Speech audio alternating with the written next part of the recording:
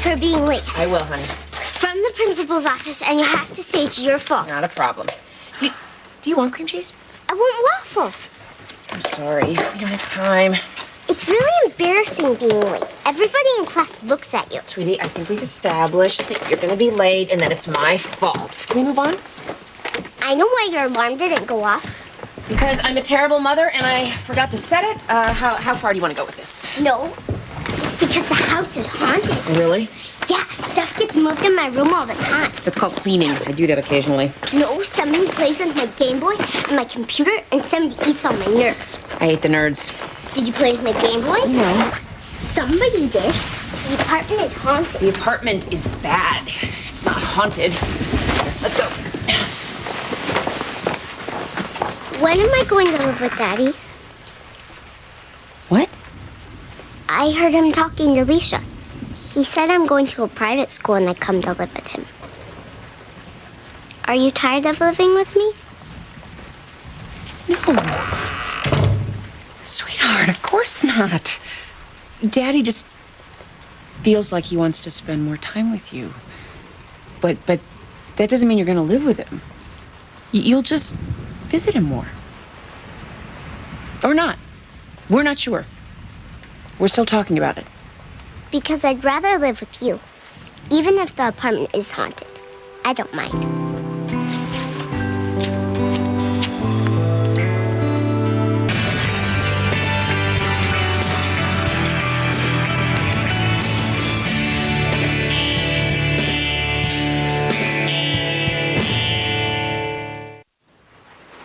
I haven't told anyone.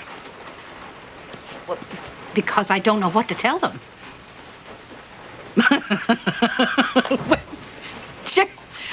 You are in China for the foreseeable future, and we haven't really agreed on what we're doing, and when I do decide to say something about whatever it is we think we're doing, you should be here. No, I'm not wearing it. I'm a little bit afraid of it.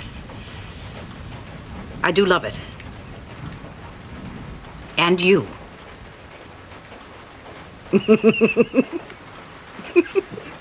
I'm officially blushing, Jared. I have to go. Bye.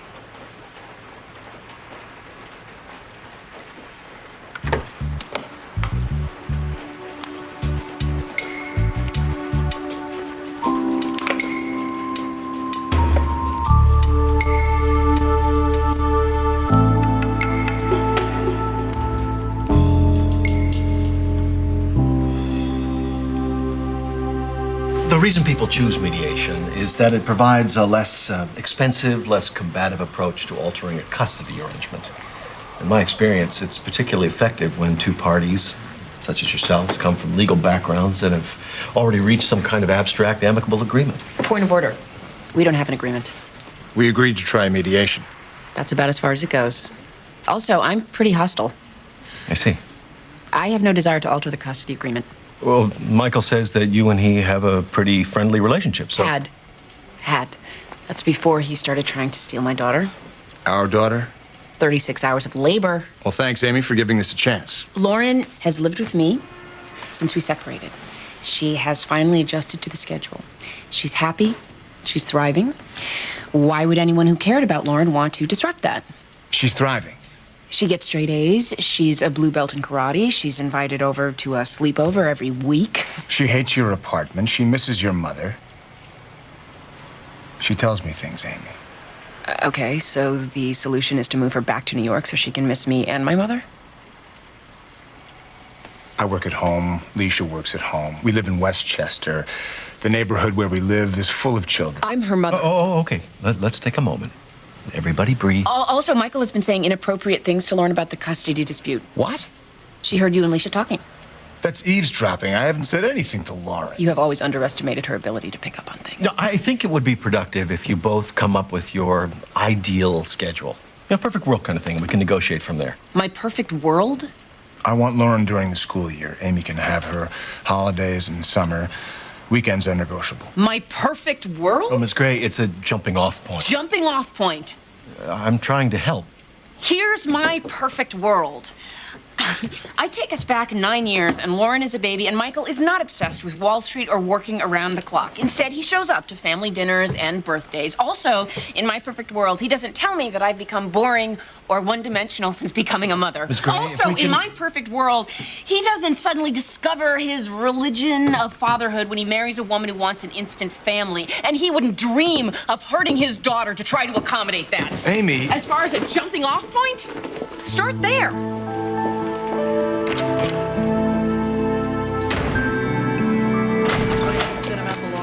Good morning. Good morning. Not really. You people, DCF, she was What is that? You know, blah, blah, the system, victim of the hour. Make room for that Nobel Peace Prize, Kimberly. I only have a month left in rehab. Then they said I could get her back. I'm supposed to go see her every weekend or something. That's what the judge said. Is there something I can do to help? Yes, Maxine Gray, Frances Keene. She seems to have lost contact with her child. I have not lost contact with anyone. I go to pick my baby up at Janine's house. She says DCF came and snatched her. Who is Janine? Frances's cousin. She had temporary custody of her daughter, Lola. And how old is Lola? She's 3. And how long has she been in the system? 2 months, something like that. Janine's the one who turns me in for neglect. And now she lets my baby get snatched up. Did someone in our office place her? We haven't made that determination yet. Why don't you give us some time to sort through our files? I'm sure we can clean this up today. When you find her, do I get my baby back? No, she will still have to go through the court system, but you'll be able to resume your visitation. Man, Janine's all over me being messed up. I never lost Lola. That's for damn sure. She is not lost, Miss Keene. I assure you. I go on sabbatical for a month and look what happens. You're preaching to the choir, Maxine. What's that ring you're wearing? Family heirloom.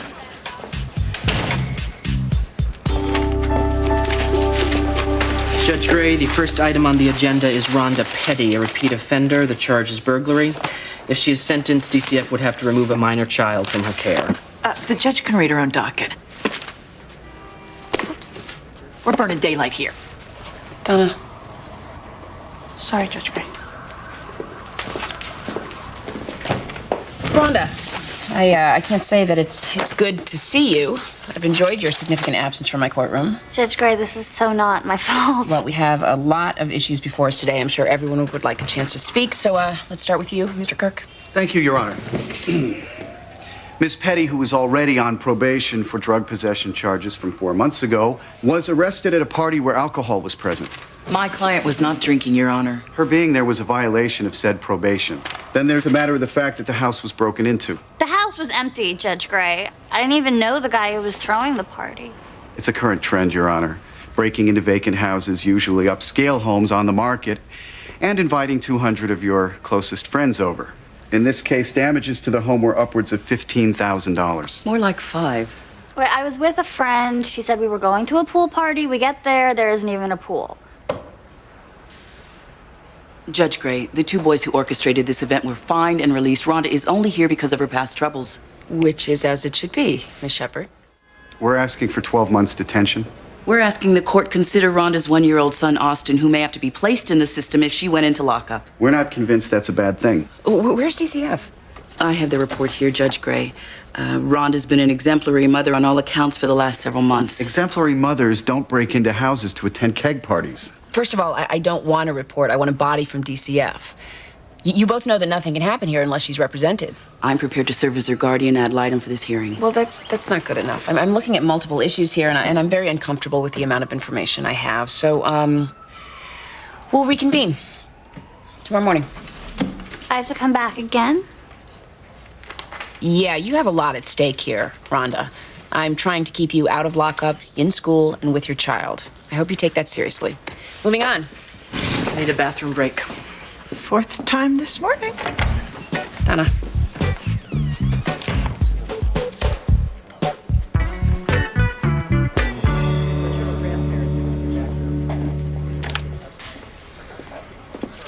It looks like an engagement ring. We have absolutely no record on Lola Keene. Does Frances remember the name of the judge who placed her? No. She was stoned when they snatched the kid into rehab when the court ordered the OTC. Are you engaged, Maxine? No. But maybe. I don't know. I can't talk to you about this, Sean. Why not?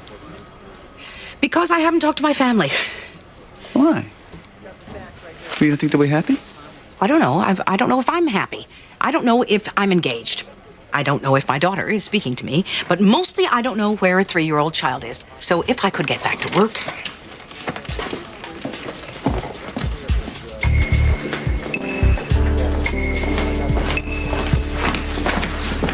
Bruce! It's so good to see you. Our probation officer's in the building. Oh, I need to get my stuff out of your chambers. Whenever it's a good time. anytime. Just call me. So what are you doing? Going to school, going to work, taking care of Rebecca. What kind of work? It's part-time, pays the bills. We miss you, Bruce. I wish we could. But why don't we go out for dinner, have a drink sometime? I don't think so.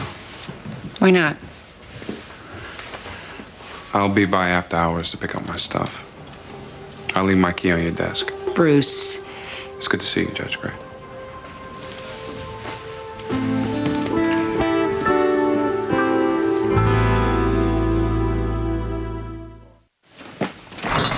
It's been on the market for over a month. It's time to drop the price, Mother. This is my home, Peter. I am not about to give it away. Is that beard going to work in the insurance world? I'm the boss. Who's going to complain? I'm complaining. Is it some sort of midlife crisis? No, it's facial hair, and it's time for you to depersonalize the house situation, Mother. This is a business transaction. But it is personal, Peter, and it's not like she's in a hurry to move. That isn't the point. And maybe she'll decide that she doesn't want to move at all. It's not like she's got anything big on the horizon. Bankruptcy, that's big. Don't be melodramatic. I can sell some worthless stock. That's for your imaginary retirement. What do you think of the beard? She likes it. I like it. And don't change the subject. Sorry I'm late for family breakfast. Where's family breakfast? I changed it to a root around for yourself buffet. Yeah, that tradition didn't last long. Maxine, what a beautiful ring. Where'd you get that? This old thing, I've had it for ages. It belonged to Cousin Emily. Cousin Emily, the Carmelite nun? Jenny, Cousin Jenny. Well, it looks brand new. You should sell that instead of the house. Aren't you all amusing? Who wants coffee? Start it, won't you, Jillian? It's Cousin Jenny.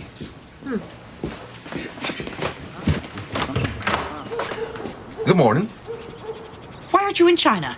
Because I got on a plane right after I hung the phone up yesterday. You did? Because I want a once and for all answer. You do? Maxine, do you intend to marry me? Yes or no? I'm wearing the ring. Now, that wasn't the question. Yes or no? Yes. Good. Are you going back to China now? Well, not until we tell your family. My family? Yeah, well, your family first, then mine. Well, of course we can tell them, but now is not a good time. Why not? Maxine, coffee. Coming! Because everyone is here. Well, perfect. Except Amy. And it wouldn't be fair to tell the others without telling Amy. Well, are you and Amy speaking? Of course we are. Well, good. Then we'll just get the family together tonight and we'll tell them. Tonight? Well, would quiet dinner between the two of us be more fun? Maxine, are you afraid of your children? No. Because they're going to have to get used to this whole idea. Frankly, I don't believe it myself until I get some witnesses. Couldn't we have dinner alone tonight? I'd like a little time to get used to the idea before I start announcing it. Please. I don't know why I even put up a fight. I'll pick you up at 8. Just tell your family I was somebody selling God. Or vacuum cleaners.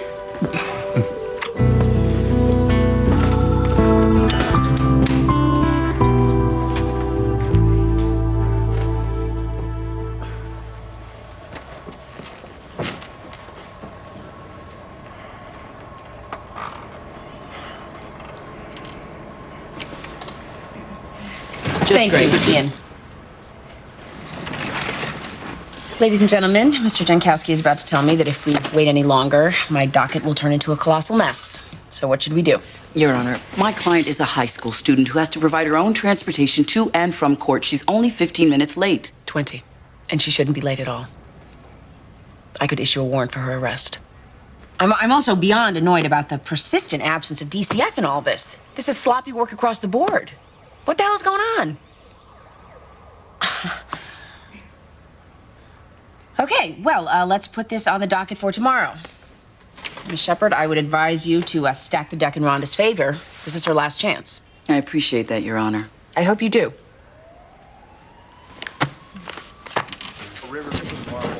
When you were gone, I had to take on all your cases. I delegated some of mine in order to make room. So you might have handled Lola Keene's case. It doesn't ring a bell. I gave a lot of stuff to Eric Ellsworth. The same Eric Ellsworth who left us to pursue surfing? And he dumped some stuff on Robert. Try checking with him. I checked with him. He said to check with you. I don't appreciate this, Maxine. There's a clerical screw-up and you're automatically pinning it on me. This is more than a clerical screw-up, Kimberly. There's a child lost in the system. I'm telling you, it doesn't ring a bell. You were the original caseworker when Lola was removed from Frances Keene. You signed the request for the OTC. All that means is that I was around and I had a pen. I didn't handle the case. I didn't place her. I didn't snatch her. Then who did? I don't know. Stop hassling me.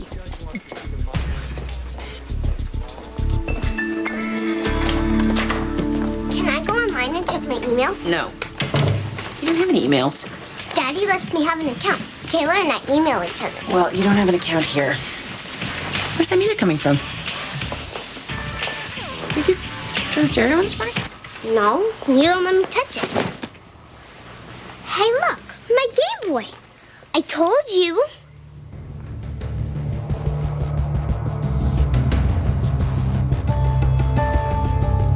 You know who we haven't seen in ages? Cousin Kyle. We're going out on a school night? Cool.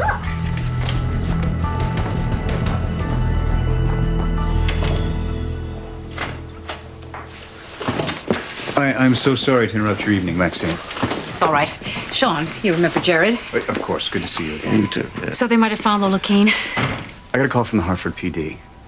They found a child's body. Girl about 3. Kid matches the description. I'm sorry. I understand. Call me later. I'll be up. See you, Sean. Good night, Jared. I'm sorry, Maxine. Can't be helped.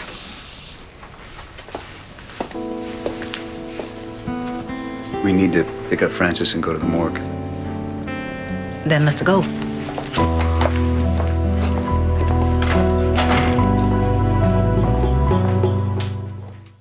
Well, nothing matches, but everything's clean.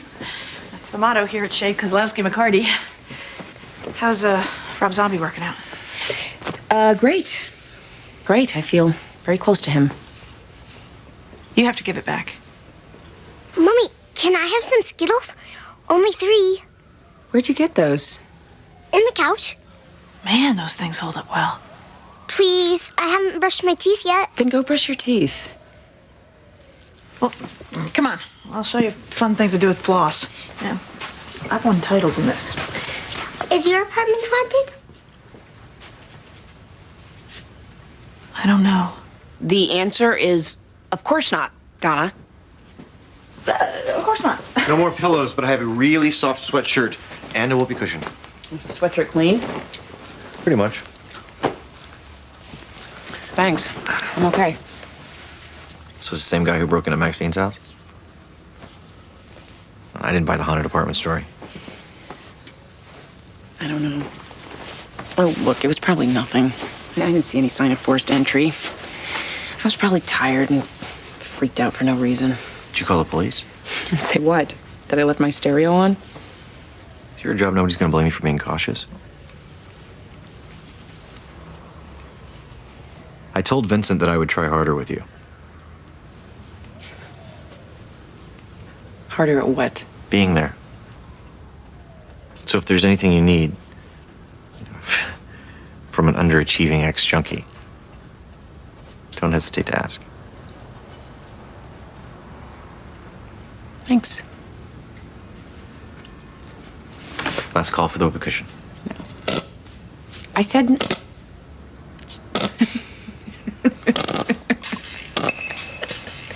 Why is that always funny? It's timeless, that's why.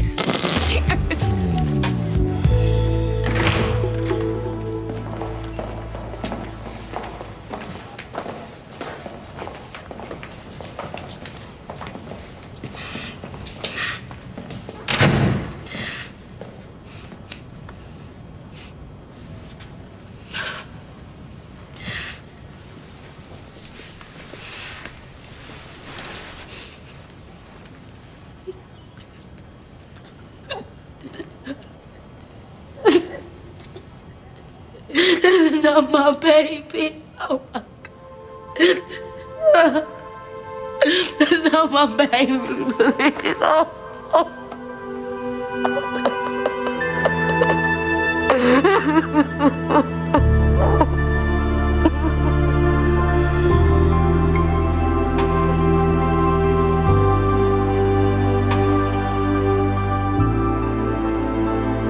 I know I'm on a month-to-month lease. That means I can never get my locks changed. No, I'm not in trouble with the authorities. I am the authorities. Oh my God. No, I'm fine. I'm just a little jumpy. That's all. Change the locks and bill me. All right? Thank you.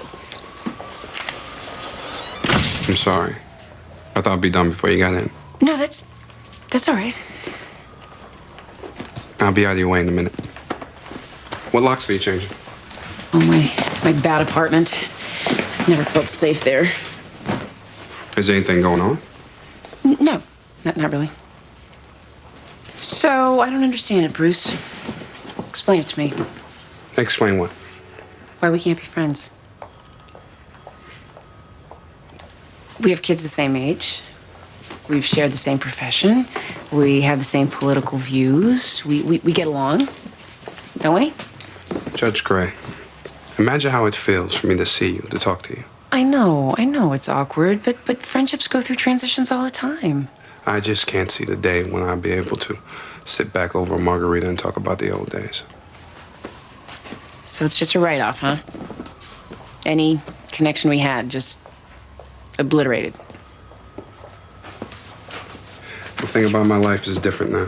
Mine too. That's why I can't afford to lose a friend right now. We used to be colleagues, Judge Gray. Now we're not even that. I guess I never saw it that way. I know.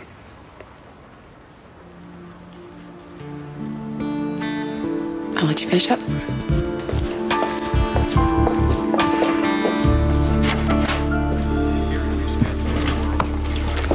How's your day shaping up? I just walked in the door. Well, don't get comfortable. You have to be in court. For what? Delinquency, one of yours. Got passed on during the sabbatical. Now it's back. I am not prepared to be in court on such short notice. I didn't sleep last night. Just go to court, explain everything to the judge. You'll get a continuance. This place is a mess, Sean. Maxine, I'm doing the best I can with budget cuts and half the staff I need. You never should have suspended me. Ooh, the idea of you being dead bothered me at the time. Here, can we move on from this now? What's this? Lola Keene Martinez, filed under the father's name. She's with the Pattersons out in Marlowe. You found her? Yes. Thank me later. Wait, how did this fall through the cracks? I mean, who picked her up? I applied for the OTC and let the kid stay for that first week or two with a cousin, but she couldn't be licensed, so Eric snatched her. He was supposed to follow up with me. No, you were supposed to follow up with him. What's the difference? We found her. Would you like to explain what we did last night? What we put that woman through? Maxine? Don't you dare walk away from me! This is not lost luggage. These are people's children. Maxine, go to court. This woman thought her child was dead. She was standing at the morgue last night. Where the hell were you? I can't take much more of this. Kimberly, go to your desk. Maxine, go to court. Go, now! Well, I see we still don't have anyone from DCF today, but I'm glad you could make it, Rhonda. I had to bring Austin. They wouldn't take him at daycare because he's a fever.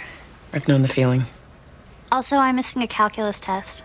Your Honor, I'd like to point out that Rhonda's been on the honor roll the last 2 semesters. She's also on track for an academic scholarship to a 4-year university. This is a considerable feat considering she's lived in 11 different foster homes since she was 10 years old, and she has done all this while providing care for an infant son. No one is saying that she hasn't had some obstacles to overcome, Judge Gray, but this most recent charge is indicative of someone who simply does not appreciate the number of chances she's been given. Putting her into lockup for this minor violation... Burglary? Minor? ...would catapult Austin into the foster care system, thus separating him from his mother for an indeterminate amount of time. Excuse me. You're Amy. Honor. Are you in the right place? I'm representing DCF in the matter of Rhonda Petty. And I thought that she was appearing before Judge Vine. No, it's on my docket, Ms. Gray. Then what should we do? Approach the bench.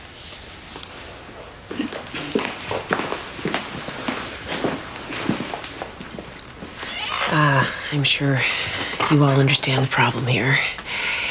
The DCF representative, Maxine Gray, is my mother. Would anyone like me to recuse myself? It could take DCF a month to transfer this case. We don't have that kind of time. Nor do we. I take Your Honor's word that there's no bias. You have it. Is this all right for you, Miss Gray? Fine. I would appreciate a little time to prepare. I've just inherited this. Fine. I'll give you 1 day.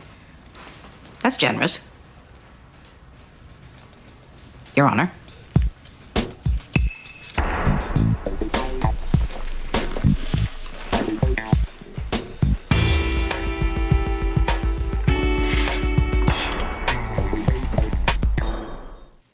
It's true I missed a lot of Lauren's early life, but I want to make up for that now.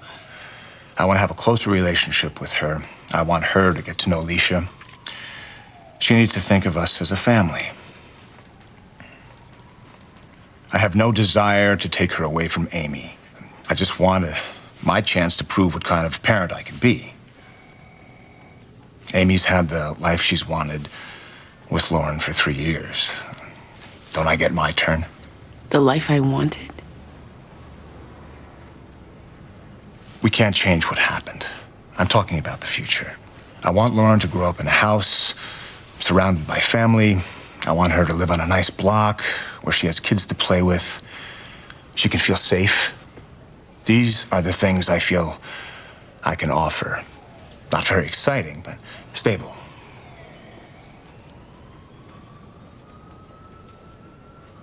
You'll always be her mother. Nothing can interfere with that, Amy. We're talking about living conditions. That's all. Day to day, what's most practical. Amy? What? Do you have a response to that?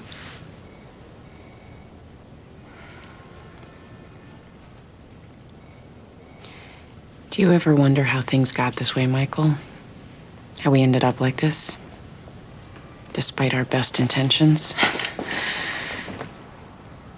I think about that a lot. If somebody had asked us on our wedding day, do you think you could ever become adversaries? Do you think you could square off and fight over pieces of your life like marbles or trading cards? Imagine what we would have said.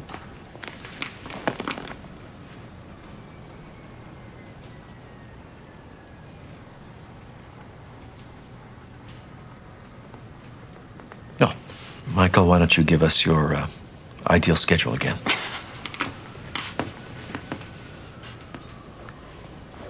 She's with me during the week while school's in session. With Amy every other weekend, holidays. And summers? Summers are hers, absolutely. Yeah.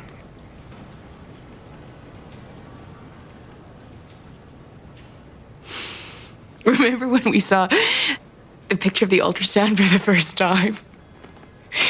We looked at this picture of this squirmy little thing, and he said, well, she looks nice.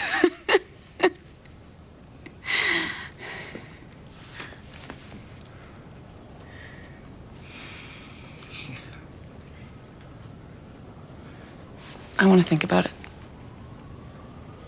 Can I take some time to do that? Yeah, of course. I'm not walking out. I just want to think. Michael? Fine. It's fine with me.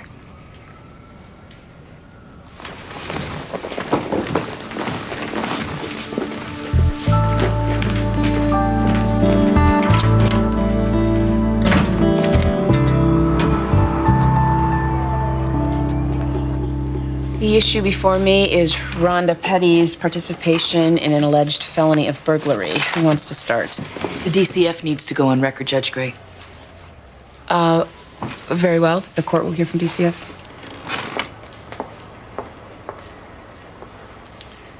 No one is going to argue that Miss Petty's behavior in recent months has been reasonable or mature.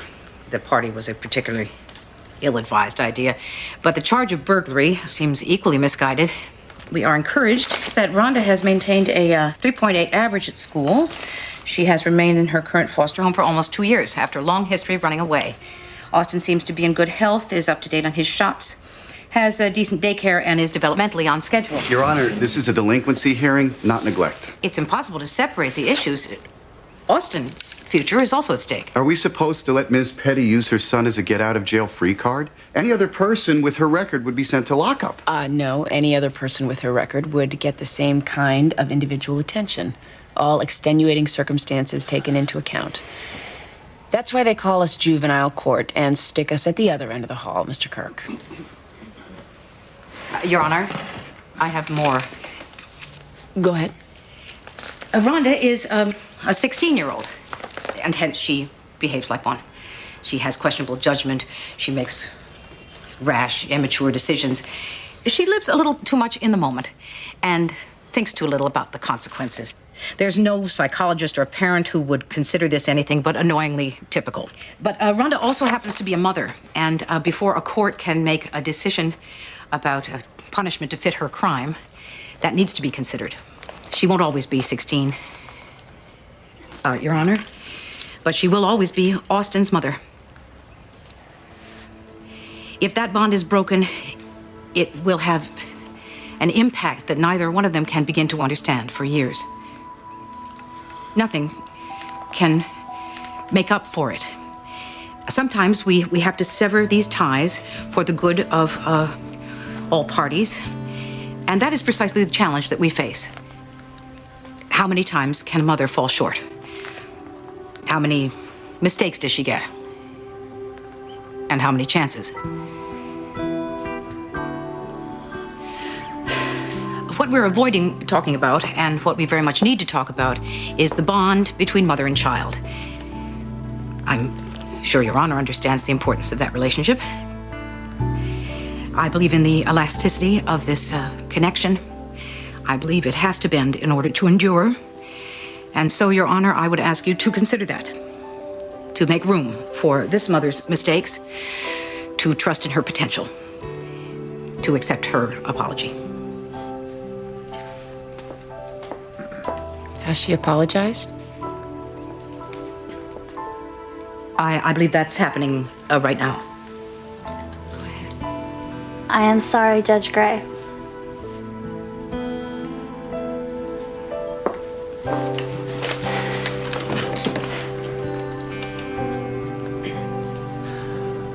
Well, with the consent of the Assistant State's Attorney, I am reducing the charge to trespassing and extending Rhonda's probation. Austin will stay in his mother's care, and DCF will continue to monitor the situation. Yes, Your Honor. We'll meet back here in 3 months. Rhonda, I do not want to see you in here before that. Are you clear? Yes, Judge Gray. I will not let you down. Thank you so much. Thank your lawyer. And your social worker. We're adjourned.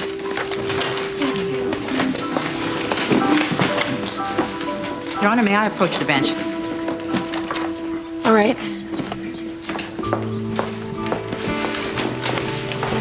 Dinner at the house tonight. 7 o'clock. The family will be there. Please don't say no. I'll be there. Thank you. Thank you, Your Honor.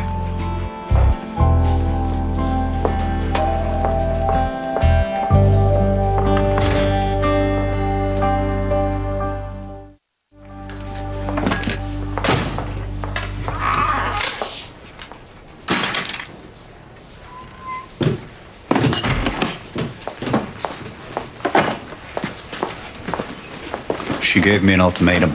And you chose me? I'm a weak man. She is a terrible social worker. Compared to you. Compared to anyone. We can't just keep people employed because they have a pulse and evidence of brain activity. Maxine.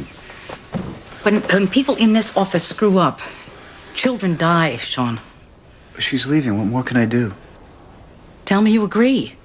That it's not just aging idealism. Tell me that it is important for us to do our job correctly. I don't think I want to live in a world where caring and commitment to one's profession is considered quaint or eccentric. I agree with you, Maxine. What's more, I think I'm in love with you. Too late. I'm engaged.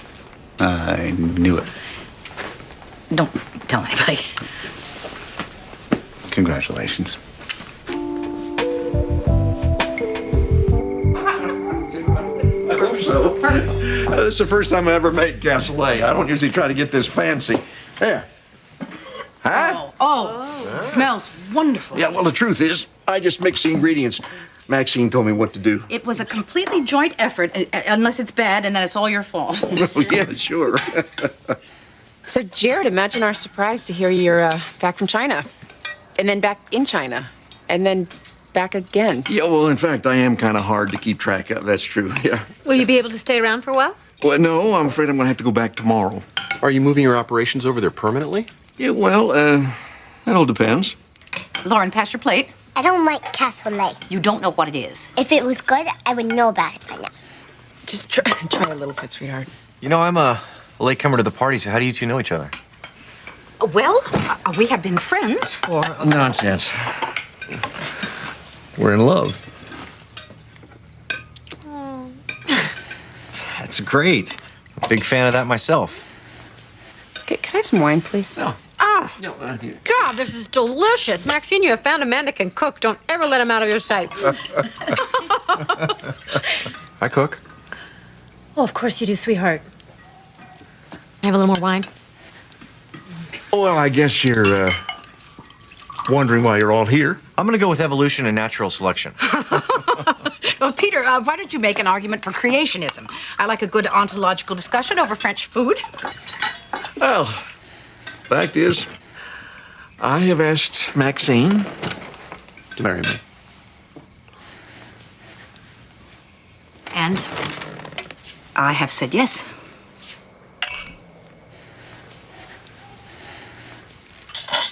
Well, I'll jump in. I think that's great. Salute.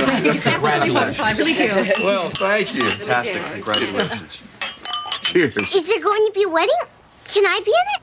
Oh, sweetheart, we haven't made those kind of decisions yet. Well, where are you going to live? Should we take the house off the market? Peter, I don't know. Well, we don't really know yet. We'll Everything is just so go new. one step at a Amy? time, huh? Can I see you in the kitchen for a minute?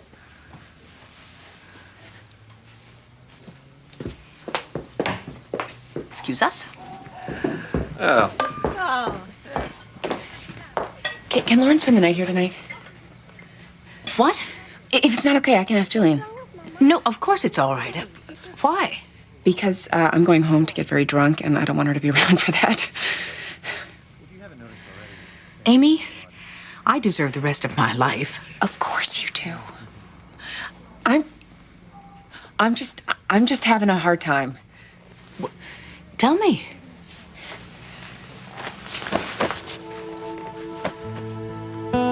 Congratulations.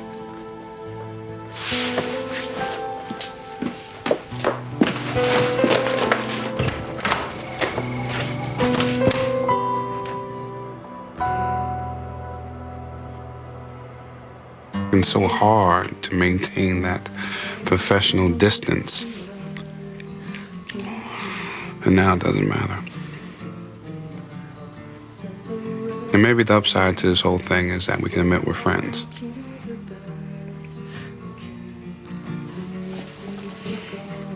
Bruce, I'm a little drunk. And my mother is getting married. Well, I'm a felon, and my mother lives in Las Vegas. Let's kill this bottle of wine and watch bad movies on TV. Sounds like a plan. Okay. This is the worst apartment I've seen since college. I know. And you know what the scary thing is? I'm beginning to like it.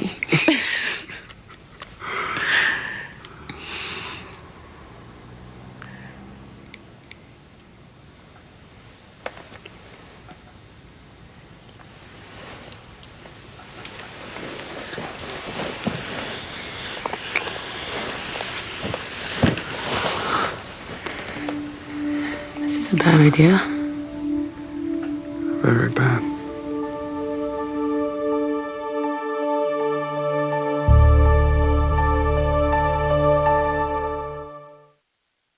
Coming up next on TNT's Prime Time in the Daytime, will McCoy risk it all to win a case? Find out on Law and Order. Next on. You coming in tomorrow, Judge Gray? Why not? Me neither. See you tomorrow. Yeah, and the day after that, the day after that, and the day after that. Why are you laughing? I'm not. You were. Well, I've stopped now. We haven't really talked since the... I'm here because I got a call from a friend. Your stalker's in custody, awaiting arraignment on a burglary charge. Oh, I thought you'd like to know. yeah, of course. Thank you.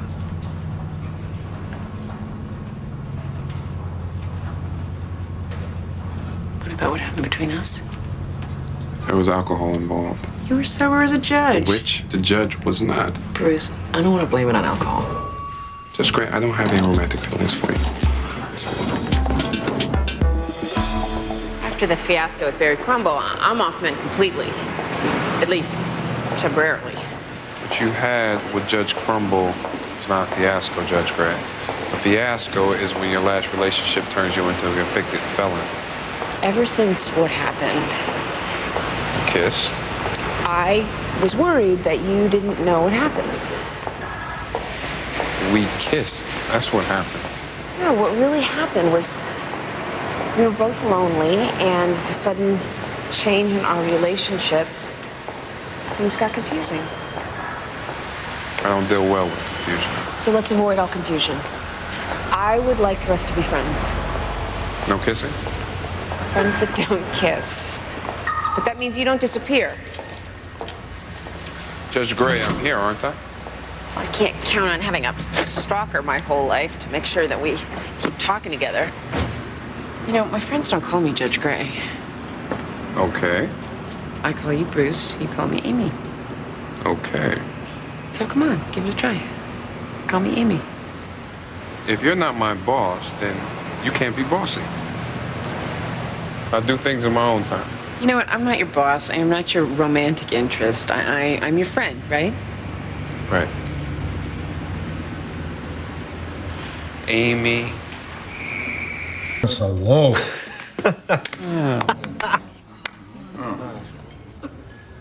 Thank you. You've been a great crowd. Kyle, where'd you hear about this guy? He's terrible. He's my sponsor. All right, check it out. Life insurance salesman says to a prospective client, tell you what, I don't want to frighten you into making a hasty decision. Take your time, sleep on it tonight. If you wake up in the morning, give me a call. Get it? If you wake up. Now that's humor. Thanks, sweetie. I guess you picked up one of my 10,000 messages. Great set, Martin. You bring these individuals along as a buffer zone, Kyle? Buffer against what? I'm going to say what needs to be said no matter how many people you drag along to run interference for you. This is my family. Go ahead. Why the hell haven't you checked in for 2 months? Is it like the time you took off with the topless dancer with the bottomless Percodan prescription? Excuse us for a moment?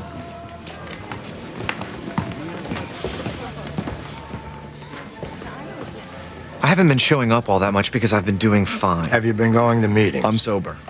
Well, apparently you don't need meetings anymore. What about working the steps, or beyond that, too? I applied to a couple of hospitals to finish my residency, but that is not going to happen. Kyle, you have to work the program. Show up and leave the results to our higher power. Well, I showed up to the interviews. And you got rejected. Fine. That means you go to a meeting, work your steps, call your sponsor. Because if you don't... Right. Because if you don't, you will go get stoned. Can I go now? I don't see no staples holding your ass to that post. Hey, Martin. You know the ex-drunk doing drunk jokes?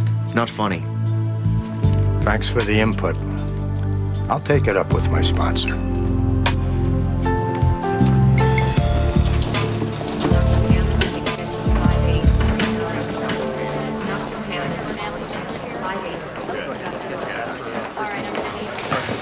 Boy handcuffed to the bed. Tim Lawrence. He's under arrest. That's a bad kid, right? Tim is not one of our shining success stories. Why? Police report says he wrenched his knee scuffling with a dog. Yes? Miss Gray, his knee was shattered. How? I believe he was struck. By what? A nightstick? You're the person I tell this to, right? I mean, a kid like that, his social worker's all he's got. Yes, Dr. Lee, that's correct. Then I'm telling you.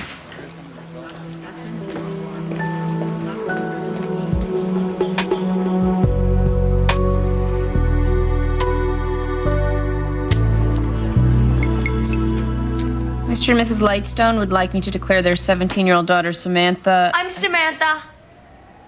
incapable of informed consent. I'm Samantha, and that's my mom and dad. Hello, Samantha. I'm Judge Gray. Your Honor, Samantha Lightstone, who is mentally retarded, has become pregnant twice in the last year. At the insistence of her parents, both pregnancies were terminated. But when Samantha turns 18, the Lightstones... Monday's child is fair of face. Tuesday's child is full of grace. Wednesday's child is full of woe. Thursday's child has far to go. And that's me. I'm Thursday's child. When she turns 18, the Lightstones are no longer legally empowered to dictate her reproductive decisions. Due to Samantha's enthusiasm for sex. I like sex. The Lightstones have ongoing concerns. If you rule that Samantha is incapable of informed consent, the Lightstones will be in a position to have her sterilized. Miss Hurley, if Samantha is cognizant enough to hire a lawyer, that's pretty convincing evidence that she's capable of informed consent. Mr. Brown is from the Council for Reproductive Rights. He approached her, Your Honor. Is that true, Mr. Brown? Yes, Your Honor. We believe that retarded people have the right to make their own decisions when it comes to questions of pregnancy, abortion, and birth control. I'll hear arguments. Judge Gray? Yes? You are very pretty and very smart. Let's hope so. Next case. Judge Gray, that 20 minutes of personal time you needed? Yeah? It started about 10 minutes ago.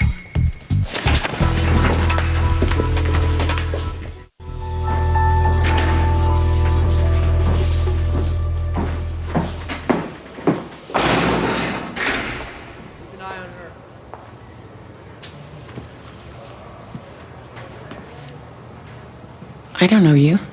That makes two of us. Well, let me refresh your memory. You broke into my house, you trashed it, you stole a photo album, and you defaced all the pictures of me. Oh, that wasn't me. But you know what I'm talking about. Maybe. Yeah. But it wasn't me. It was a friend of mine. So... in case you ever make bail, Ronnie, let me give you some advice to pass along to your friend. If there are any more incidents involving me or my family, I will bring all my influence as a judge to bear against you. That was pretty fancy talk. Do you understand? Lady, It wasn't me. You're in the justice system now, Ronnie. That's my domain. You tell your friend.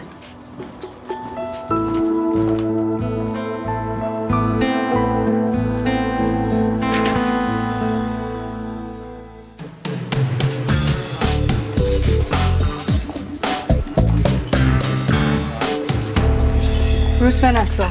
Yes, how can I help you? Listen, do you have a break or something coming up?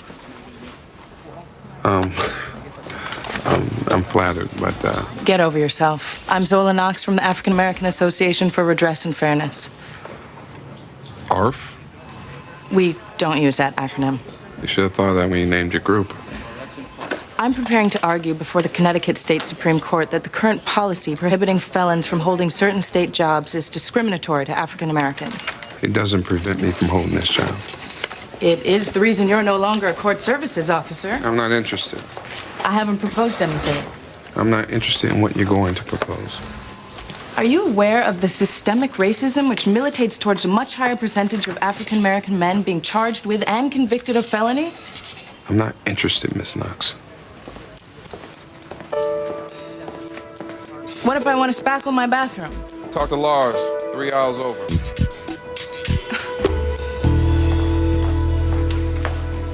Good morning, Tim.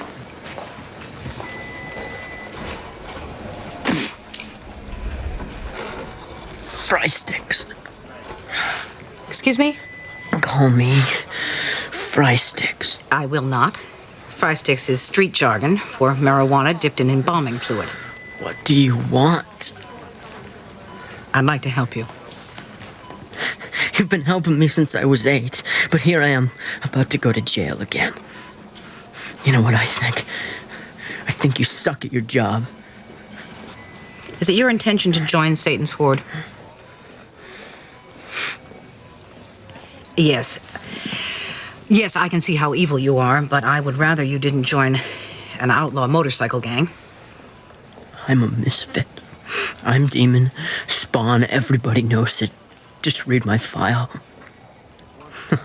Wait, hell. You wrote the damn thing.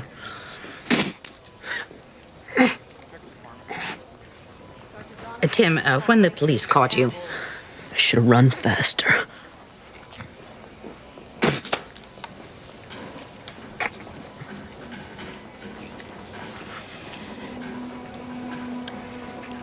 I'm it, Sonny Jim. No one else in this world cares about the road you take. Think about that before you spit.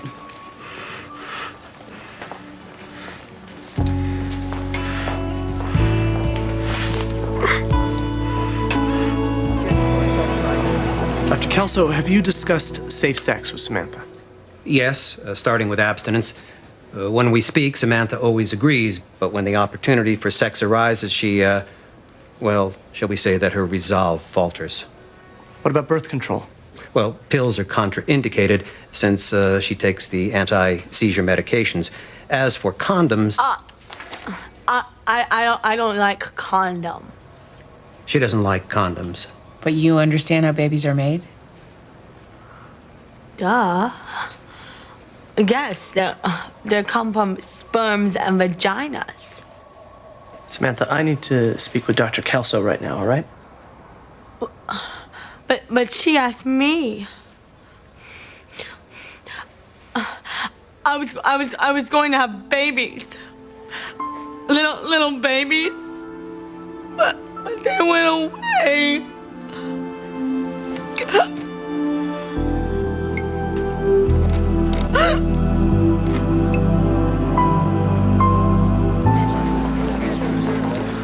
You coming in tomorrow, Judge Craig?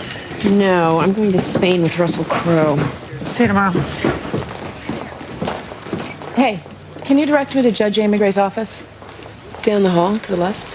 Thanks. Now, can you tell me what she looks like? Kind of, sort of exactly like me. I'm Zola Knox. I only need a minute.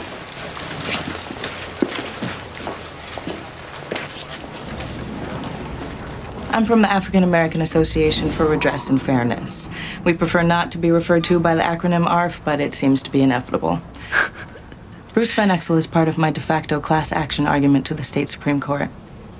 He is? Why do you say it like that? Well, Bruce isn't exactly... Well, I have more in common with the Black rights movement than he does. Except that he is actually African American. That's right. And you're not. I realize that. I wasn't certain you did. What do you want from me, Miss Knox? I'm trying to get Mr. Van Exel his job back, but I want to make sure he's welcome. He's more than welcome. And he knows that, which is the kind of thing that a client would tell his lawyer. You're misrepresenting yourself to a judge, Miss Knox. Oh, step back. You're a juvenile judge, and I'm working on a level way above where you can scare me. This conversation is over. Mr. Van Exel is selfish, myopic, and self-destructive. Excuse me, he is intelligent, principled, and compassionate. You can still be all those things and be an idiot. You stop following me? It's a parking garage. I'm parked. He's refusing to see his responsibility to other African Americans that don't have the benefit of his education and presentability. You pointed out I'm not African American, so what do I know? Are you making it with him? What? I only ask because if he's involved romantically with a white woman, it could explain why he won't play hardball. Oh, my God. If you knew the first thing about... That is racist, what you just said. When he hurts us, he hurts himself. I hope you'll tell Mr. Van Exel that the next time you see him.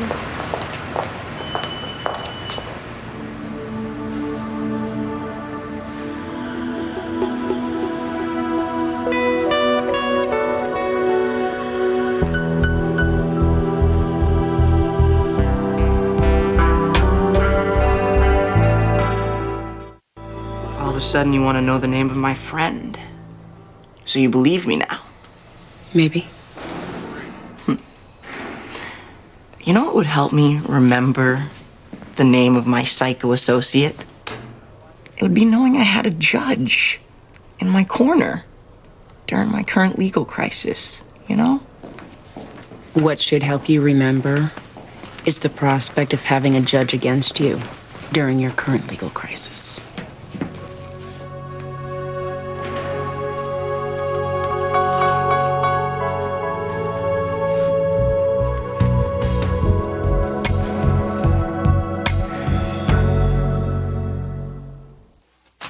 It's fun for Rebecca to be here.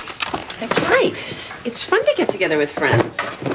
We knew each other before. That's right. How come we're friends all of a sudden? When we weren't before. This is your errand. Are you going to be girlfriend and boyfriend? No. God, you think he would have seen this coming? He used to work for her, which made it awkward to socialize. Now that dynamic has changed, and they feel free to enjoy each other's company. In fact, apparently, we all feel free to enjoy each other's company.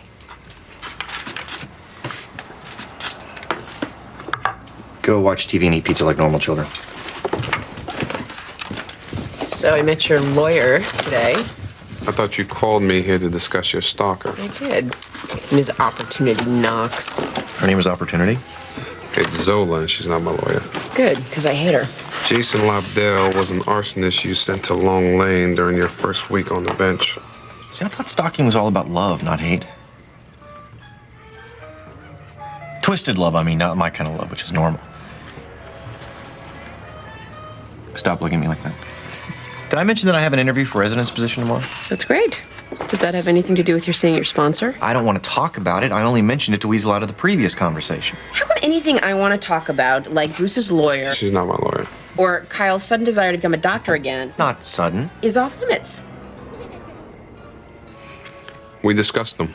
Those topics are completely exhausted.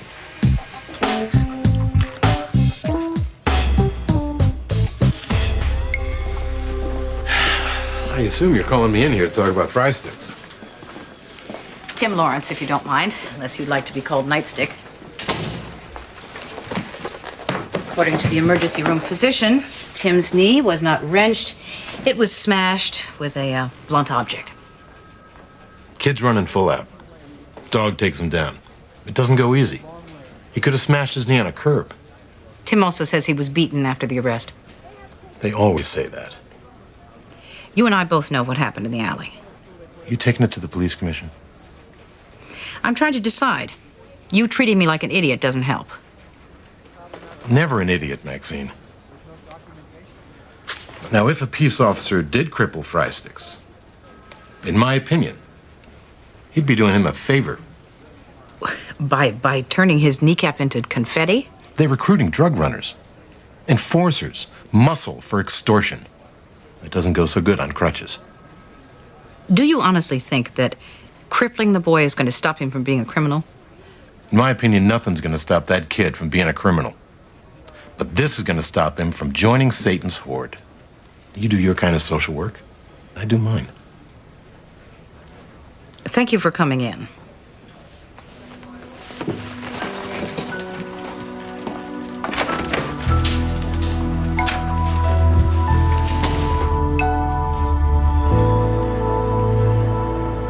Samantha Lightstone at 3442 Smallwood Road, Hartford, Connecticut.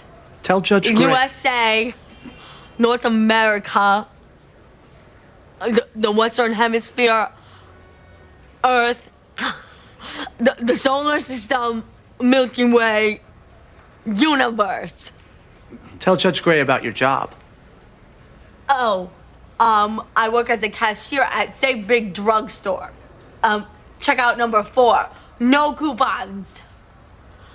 I make a lot of money. A lot of money. I'm rich.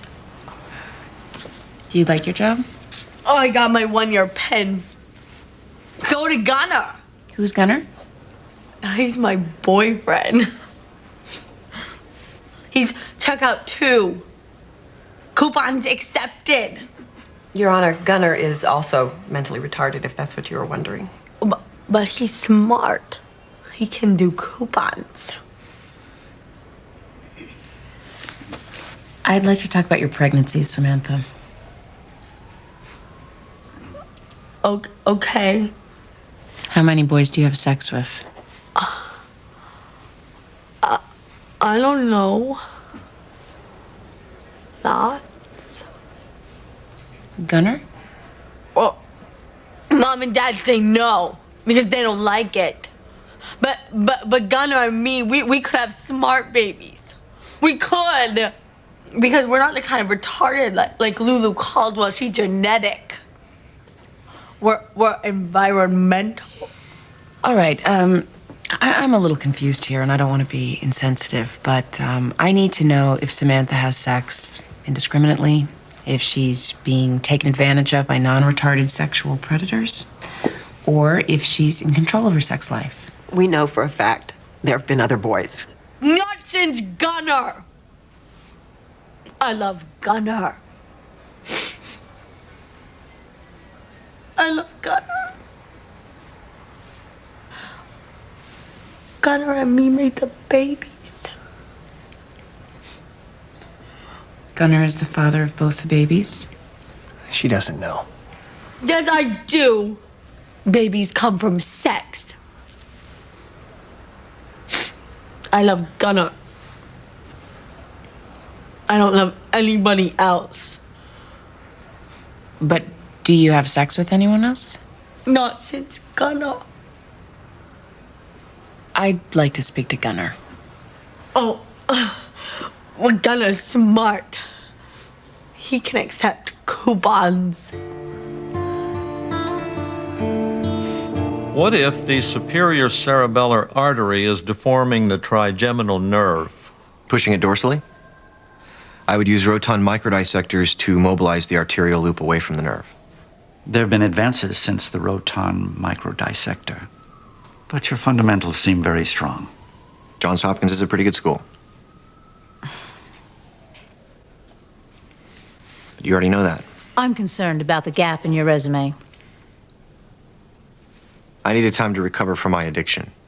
Also, you've not updated your references. I'm not certain what prostitutes and crack addicts might have to say about me that you'd find useful in deciding whether or not I'd make a good med student.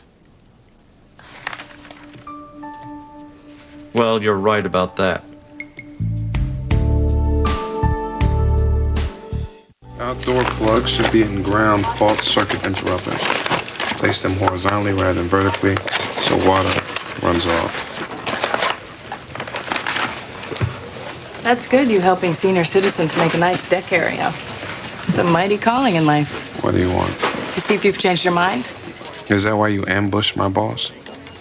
Your boss is that pimply 22-year-old with the garden weasel. Why did you speak to Judge Gray?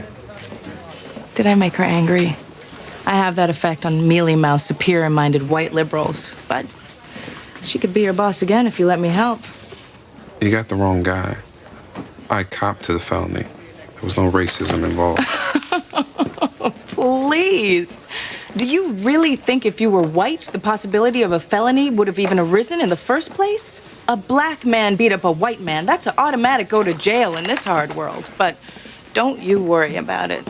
Because why should you concern yourself with black men who face racism that's more subtle and harder to prove? Why put yourself out for them? Not when there's white folks with urgent home improvement needs.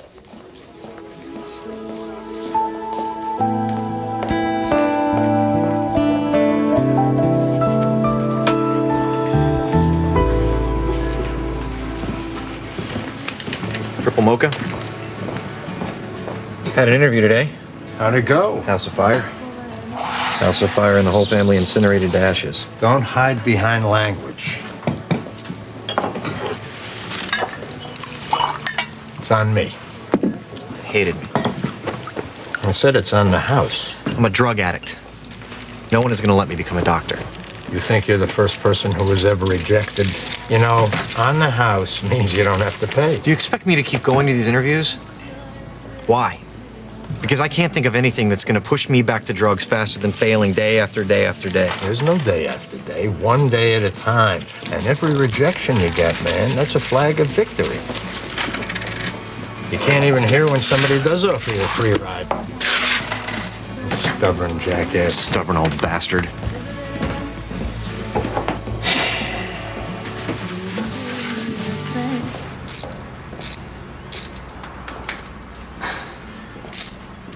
Excuse me. Yeah. Yes, we're looking for Jason Lobdell.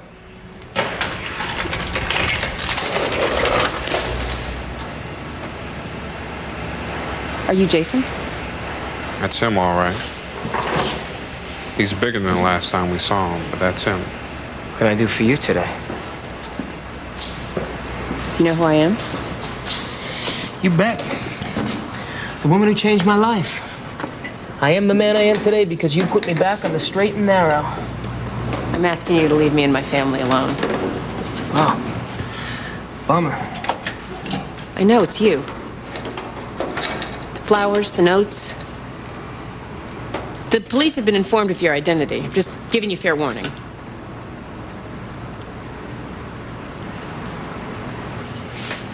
So what are you? The big black scary guy she uses for muscle? It's a waste of time coming here. Well, not for me. I enjoy the social intercourse. I hope we get together again real soon. You stay away. Lube job? Look under your hood? This is the place. I make house calls. Hey, Amy. I know where you live.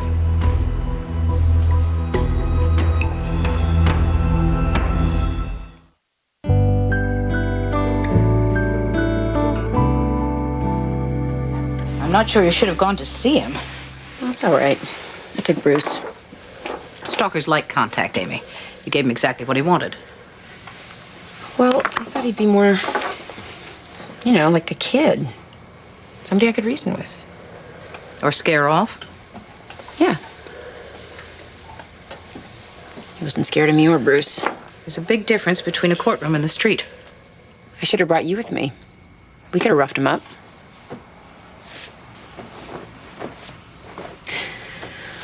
Well, I didn't come here to talk about a case. I came here to tell you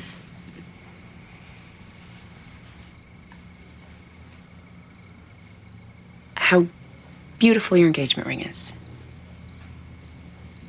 Thank you. I'm not sure I've actually said that to you. How beautiful it is. You have not? Thank you. It's kind of big. Honey, quit while you're ahead. Lock up tight.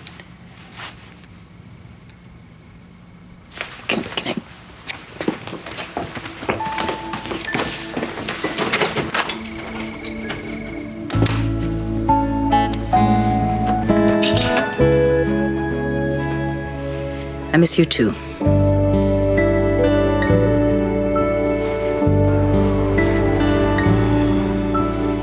You don't have to be nervous, Mr. Berard.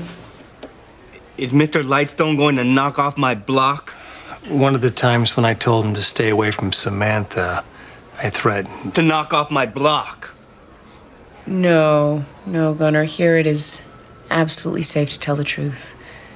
No one is knocking off anyone's block. Do you understand why Mr. Lightstone threatened to... To knock off my block? Well, yeah. It's because they want Samantha not to have babies. Because we're retarded. Mr. Berard, when you and Samantha engage in sexual relations, what happens? Why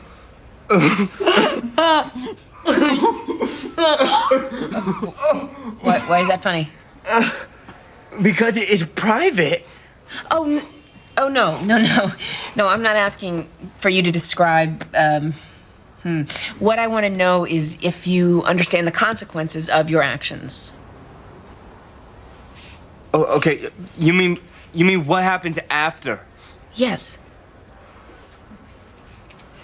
Okay, so if we do it right, then Samantha gets pregnant. You want to get pregnant? Uh-huh. Oh, God. Why? So that we could be together. If we have a baby, then we're a family, and they have to let us stay together. I'm thirsty.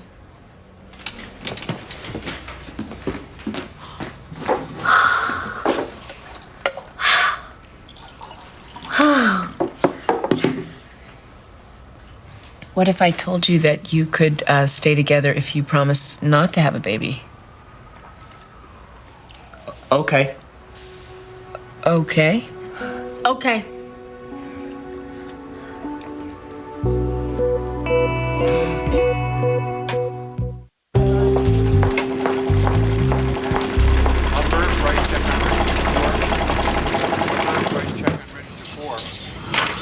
Now what? Don't say anything, because even just the sound of your voice tends to piss me off. This is a preliminary injunction enjoining the state from suspending my clients for felony convictions pending my argument to the state Supreme Court. Use it or don't use it. I don't care. Ms. Knox, I've been thinking about what you said. Yammer, big man.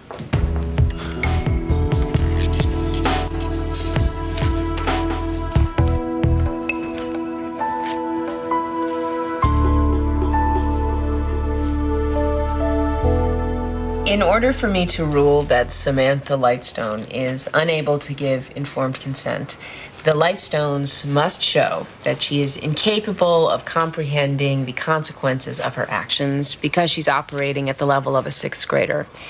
An 11-year-old helpless before the hormonal storm of adolescence. The Lightstones did everything in their power to prevent Samantha and Gunnar from consummating their sexual desires, but somehow they found a way to be together. Gunnar and Samantha decided to make a baby under the mistaken impression that that would allow them to be together. That is a consequence. Your Honor, surely you are not suggesting that simply because Samantha and Gunnar found ways to have sex, they have the ability to bear the responsibility of a child. Mr. Brandt, how did the Council for Reproductive Rights get involved with this case? We received a call alerting us to Samantha's situation. From whom? A concerned citizen. Does it matter? Samantha, did you call? Gunnar did. Samantha? Well, Gunnar, she said to tell the truth. Gunnar said to get a lawyer. But I remembered the pamphlet. But Gunnar called. Why didn't you call? Well, Gunnar is smarter. He can do coupons. I find Samantha Lightstone capable of informed consent. This petition is denied. That's my official job done, but I'd like to offer some advice if no one objects. Did we win? Yes, you won.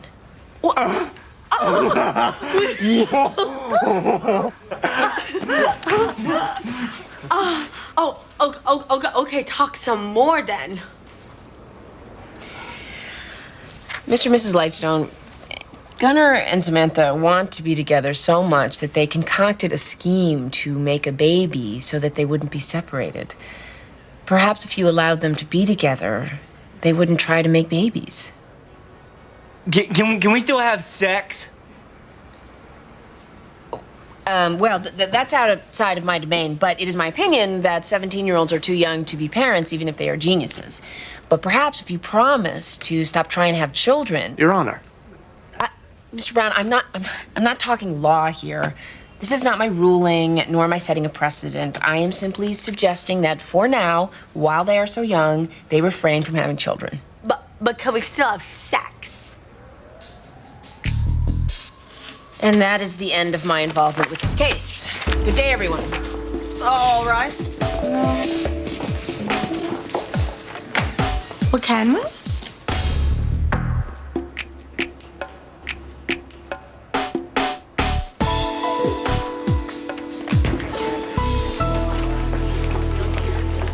Dr. Lee, I've decided not to lay brutality charges against the police on Tim Lawrence's behalf. Inaction. Always the best policy. It's more complicated than it appears. I hate social workers. They're mostly either lazy or burned out. In your case, I just burned out.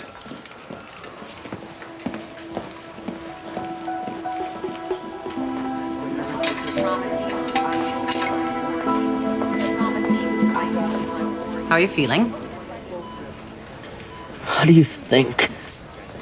I've spoken with your parole officer. I'm afraid he's determined to send you back to jail. Tell me something I don't know. You don't seem to know that you can stop this right now. Jail, beatings, all of it. You can make it stop through a simple act of will. Give me one small reason why I should help you. There's something you could do. What? You make money free and drugs legal. Sorry. What's up with that? That's your legs for about the next 6 months. I thought I got a cane. Yeah, sure. Wheelchair, walker, crutches, then a cane.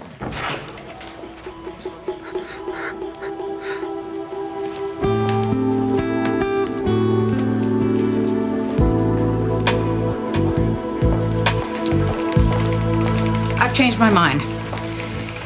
I will be registering a complaint with the police commission, so I hope you'll be prepared to spend some time testifying. With pleasure. Did you change your mind because of what I said? Don't be ridiculous. If the kind of crap you said to me registered at all, I would have had to resign 25 years ago. I changed my mind because if I give up on that... If I give up on him, he will know it, and that will give him permission to give up on himself. And I have no intention of letting him off that easily.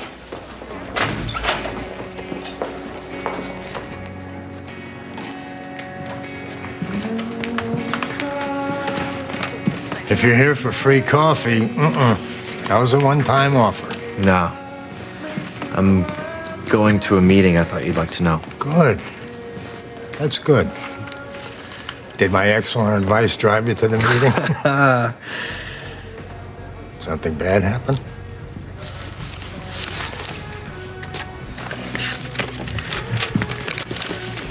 When they really, really don't want you, they get back to you quickly. They hate you more than the Dutch hate the ocean. Doesn't feel like any flag of victory. Next time won't hurt as much. Oh, come on, man. That's the oldest doctor lie in the book. Okay. It'll hurt just as much, but you'll handle it without popping pills. Maybe I'll go to that meeting with you.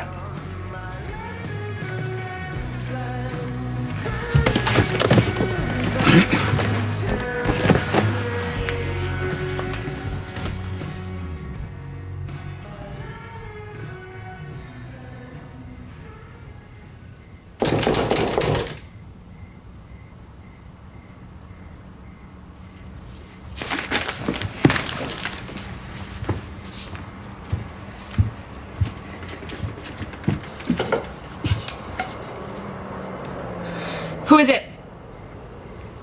It's me.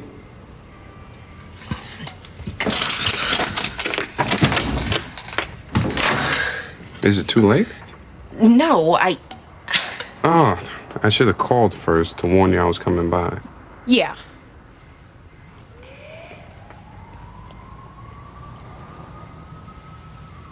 Do you want to come in? No. I just have to know if... What? I'm sorry, but when you asked me to go with you to see Jason yesterday, was it because I'm black? No. No, it's because I was afraid. And I trust you. And you're the biggest friend I have. Oh. I mean, Kyle is terrifying if you're afraid of sarcasm, but in terms of sheer physical presence. Is this because of what he said?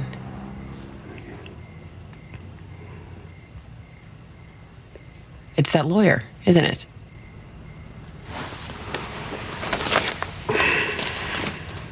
Good night, Judge Gray. Good night, Mr. Van Exel.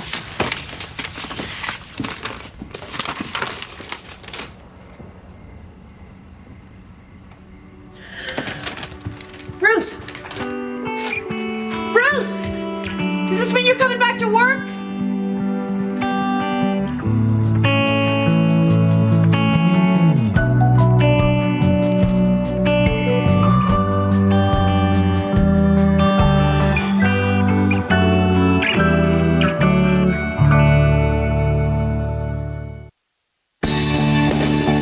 Coming up next on TNT's Prime Time in the Daytime, Amy faces a tough decision in a custody battle. Don't miss the drama of judging Amy. Next on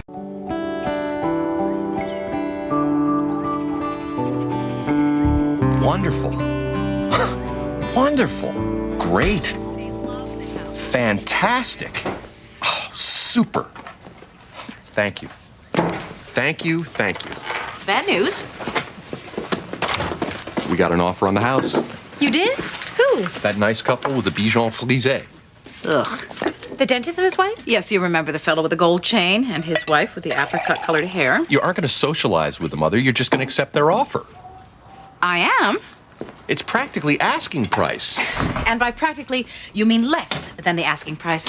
20% down, 60-day escrow, first-time buyers, which means it's not contingent on anything. Their credit is great. This is a good deal. I really want the asking price. Mom, I don't think you realize how hard I've been working to try and sell this place. It's a very depressed market. Yes, I do appreciate your energy and enthusiasm. One would think there were bodies in the basement. We're accepting this offer. And speaking of basements, there's some stuff you have to start moving down there. There's things from your college years. Mother. Oh, you know, there's a lamp down there I've always liked. The big brass, kind of antique-y looking thing. This is not an estate sale, Jillian. I'm not dead yet. Nancy's on her way over here with the paperwork. We are accepting this offer. No, I am not. Why? Because this is my home. This is where my family was born and raised, and I'm not going to sell it to people I do not like for less money than I want. You know what? Fine. Do what you want. Even though I happen to know a little bit about this subject because I've done hours and hours of research, and even though I have a degree in economics and run my own business, I'm taking myself entirely out of the equation. Good luck. I think he's mad at you. Yes, I sense that. It's not easy for him. What isn't? Being in this family. What? Oh, for heaven's sake. Not easy being in any family. Feels everyone ignores his contribution, that's all I'm saying. Oh, that's preposterous. What can I do to make it better?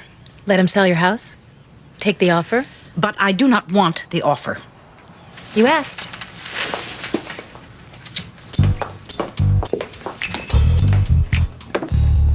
It's my house.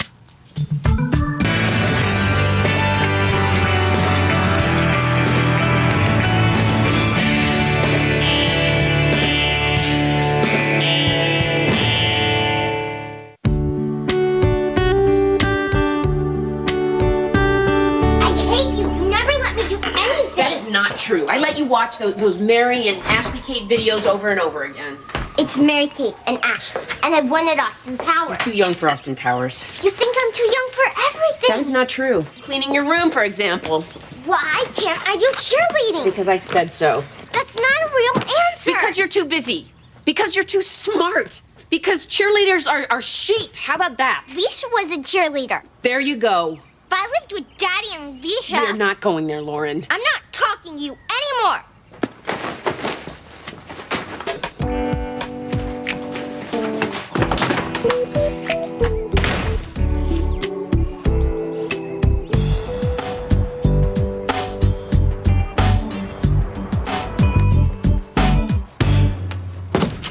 What's the big idea?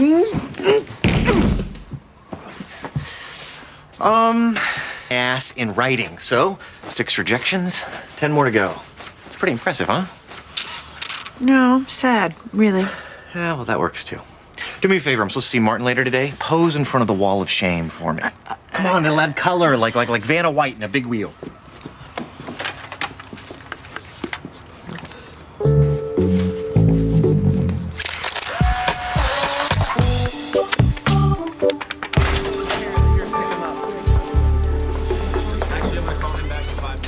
Mr. Duran, is everything all right? You know me, Maxine. I don't come to you for every little thing. Yes, as a matter of fact, you are my most self-reliant foster parent, which is why I'm having baseball cards printed up with your picture on it. I'm just saying. No, it's I know. What's going on with Jimmy? They threw him out of school. Suspended? Expelled. Why? Janitor caught him breaking into the school at night. He was in the shop class messing around with tools. I don't know. Kid's lucky he didn't get arrested. What does Jimmy have to say for himself? You kidding? He barely speaks. Did you talk with his psychiatrist? He won't see the doctor anymore. He refuses to go. Listen, I realize this kid has been through some stuff. Hell is what he's been through, Phil. This boy was locked in a basement. When we found him, he was shackled to a hot water heater, and he hadn't eaten in 3 days. I read the file, Maxine. I don't need the lecture. No, it's not you, Phil. Jimmy doesn't talk to anyone, but he needs a home. And what I'm saying is maybe it should be someone else's.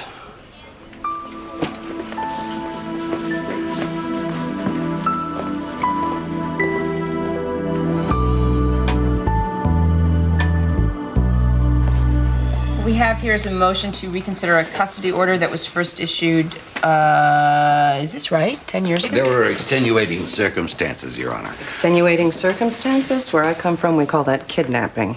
In 1992, my client Lucy Parnell, then 17 years old, gave birth to a boy, Joel. Her parents, dead set against her keeping the baby, pressured her into putting the baby up for adoption, and when that didn't work, they deceived her into signing the consent form. Deceived how? I didn't know what I was signing. Yes, apparently Miss Parnell signed this particular form while blindfolded. Miss Parnell had 29 hours of labor, followed by an emergency C-section. She was on a morphine drip, exhausted and semi-delirious. When I woke up the next day and asked to see Joel, I was told that he had been adopted. 2 days after he was born, Mitchell and Jean Collins, the adoptive parents, took him home. My clients were unaware of any deception. They were told that the birth mother had affirmed and reaffirmed consent to give up her baby. The judge saw it differently. Ms. Parnell sued for custody of Joel and won. The judge ruled that Joel should be turned over to Lucy. A judgment which my clients appealed. Yes, and rather than stick around long enough to lose the appeal, Mr. and Mrs. Collins packed up the baby, moved out of their house, and disappeared. They did not disappear, Your Honor. They moved. They changed their names. For 10 years, no one could find them. They were in hiding. They did what they felt was best for the child. He wasn't their child. Where did you go? Douglas, Arizona. Which is where a private investigator hired by my client found them. The boy's in DCF custody? Yes, temporary, pending the outcome of this hearing. I see here that your clients have been charged with kidnapping. The state considers them a flight risk, Your Honor. Note the accessories. We're hoping that the charges will be dropped, Your Honor, again, pending the outcome of this hearing. How's that? Well, if you overturn the initial order and establish that my clients had custody of Joel all along... No grounds for kidnapping. I got it. My clients just want a chance to be heard.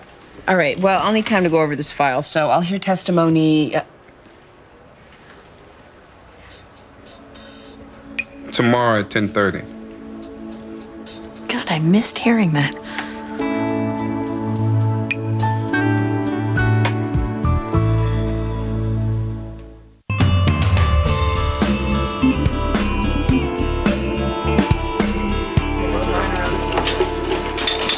Vandalism, breaking and entering. Your principal could have called the police. What were you thinking, Jim? James? Do you know that James is my second favorite name in all the world? You're not going to ask me, are you? All right, I'll tell you. Isaac. Isaac beats James by a hair. Of course, we don't meet many Isaacs these days, do we? I just wanted to use the tools. What tools? The jigsaw, soldering iron, high-pressure plastic molds. And why would you need soldering iron and high-pressure plastic... What do you call it? All right, I would be lying if I didn't say that you were starting to frighten me. What are you trying to make? A robot? Excuse me? A robot. All right. Why? I'm fully prepared to sit here until we both grow roots.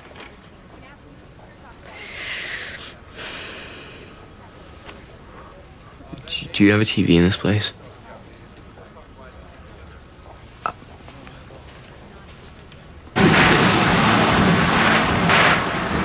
This is what you're trying to build, one of these... They're called battle bots. They seem to be smashing each other to bits. It's kind of the point.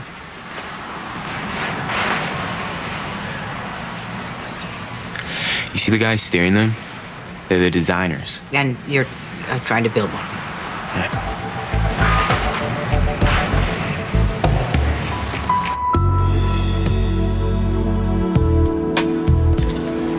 Watch out.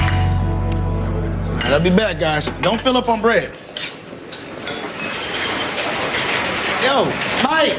Man, you ever heard of a hairnet? These guys are getting a bit of you in every bowl, man. Come on. Hey, andale. Yo, we need more chili. Man, ease up on oregano, man. I'm getting complaints, all right? I need more forks, guys. Right hook. Hey, man, I know you, man. I don't think so. Oh, that was you. A few months back in the courthouse. You hit that skinny white boy with a right hook. Bam! Didn't even know it was coming. Now, you telling me that wasn't you? No. All right, well, tell me this. Did you get him on his button? You know the button, right? Right under the jawbone. You hit his button, you turn off his lights. It was a mistake. Got that right. Biggest mistake of his life. It was about a woman, wasn't it? He was playing in your house. I really don't want to talk about it. Oh, I got it, man. You know, like Superman, you know? Keep the glasses on, right? Nah, it's cool. So, what are you doing? Pulling community service? Me too. Little domestic dispute. Judge had it in for me. Here I am. So I'm Richie Cunningham. The other Richie Cunningham. And you are? Busy. I got a lot of stuff. Hey, what's the problem here? No problem. You gonna help out or you gonna chit-chat? Because I got 50 hungry souls out there waiting on you two. Just trying to make the new guy feel at home. You want to socialize, go bowling, understand? See, that was just wrong, man. He didn't have to come down on you like that. It's fine. Maybe I should go talk to him. Maybe you shouldn't. All right, you change your mind, huh?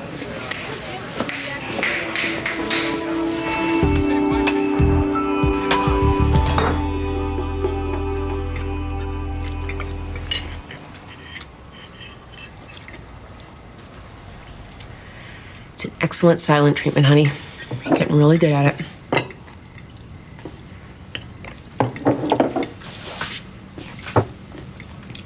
Okay, listen.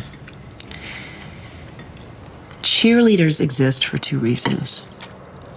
One, to gang up on the girls who are not cheerleaders and to make them feel bad about themselves. And two, well, you're not old enough for the second reason, but believe me, it is worse than the first. Besides, why do you want to be on the sidelines encouraging boys to play their games when you could be on the field playing a game yourself? Lauren, look before you answer that door. Aunt Jillian! She speaks. Hey, sweetie. What's going on here? A whole lot of nothing. Jillian, you were in high school. Could you please explain to Lauren how awful cheerleaders are and how she doesn't want to be one of them? I was a cheerleader. All right. Really? Was it fun? Did you love it? I did. I made some of my best friends cheerleading.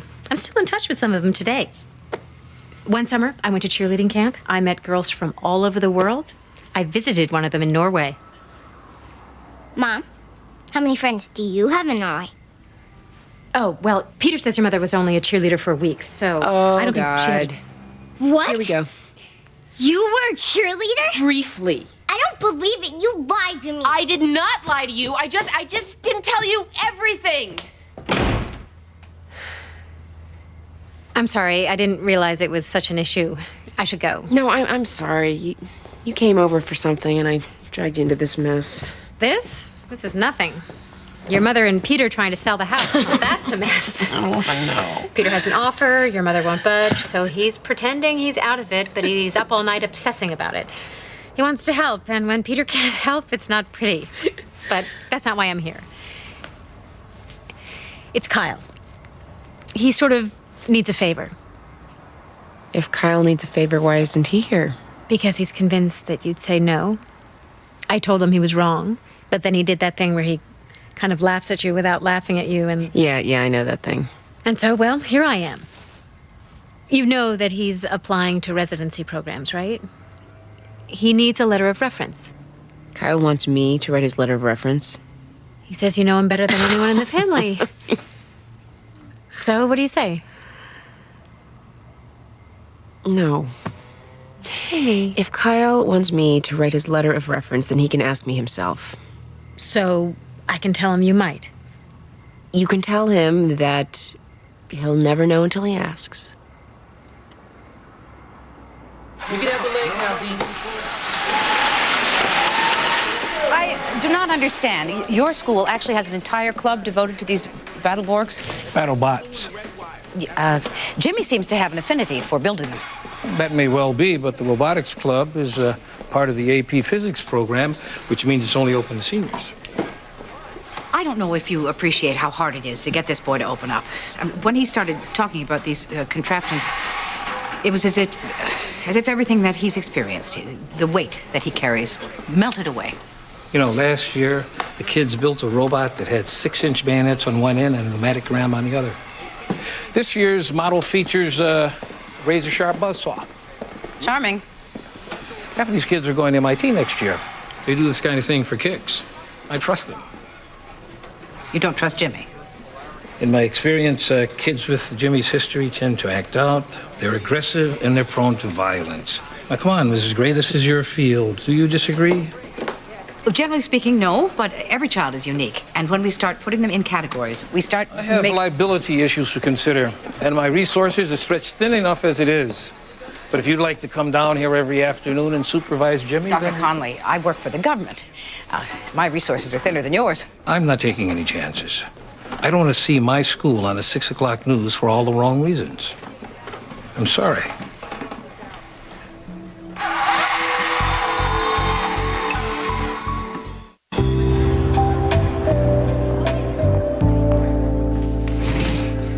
Ms. Parnell, what do you do for a living? Waitressing, mostly. Bartending when I can find it. And how much money do you make in a good year? 20, maybe 21,000. What about health insurance? This is ridiculous, Your Honor. Miss Parnell's financial history isn't the issue. I assume that we're all after the same thing here, Your Honor, which is the best interest of the child. Finish up, Mr. Dretler. I don't have health insurance. I can't afford it. Yes, 10 years' worth of private investigators' bills add up. Are we done? One more question. Ms. Parnell, given your lack of health insurance, how did you pay for 2 separate stints in rehab for alcohol dependency? Your Honor. Now we're done, Mr. Dretler.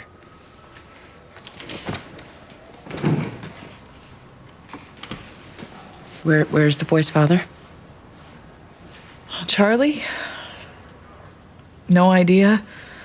Last I heard, he was working in Texas. You wouldn't share custody? He didn't want to have anything to do with this. When they disappeared and nobody could find them, he said maybe it was for the best, that I should just let it go, but I couldn't do that. And when everybody stopped looking, I hired my own private investigators.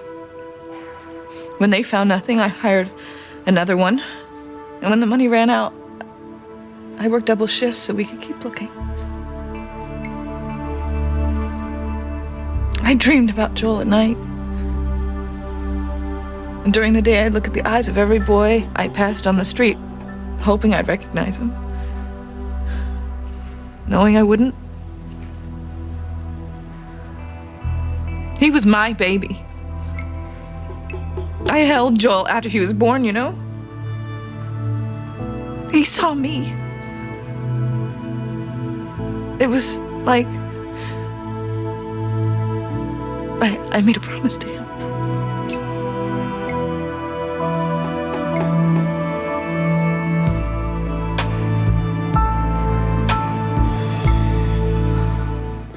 Right here.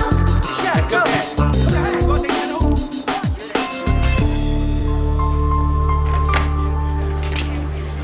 This is one of these good news, bad news situations.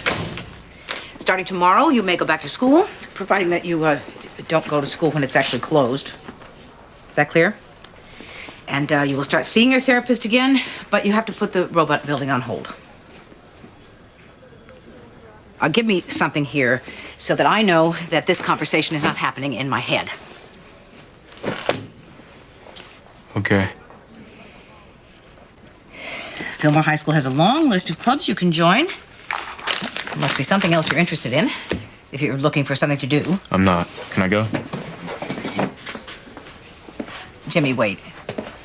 James, just tell me about this robot that you want to build. Why? Because I'm asking. Everyone keeps adding bigger weapons to their robots. Spikes, chainsaws, you name it. Mine's different. Well, it looks like a turtle. Well, yeah, it's simple. It's just an engine and a shell. And everything goes inside the shell. Titanium, if I can find it. Kevlar, 3, maybe 4 layers. So nothing gets through. Well, right. The chainsaws, they just bounce right off, wear themselves out. This robot doesn't have to attack. It wins just by surviving. That's the theory.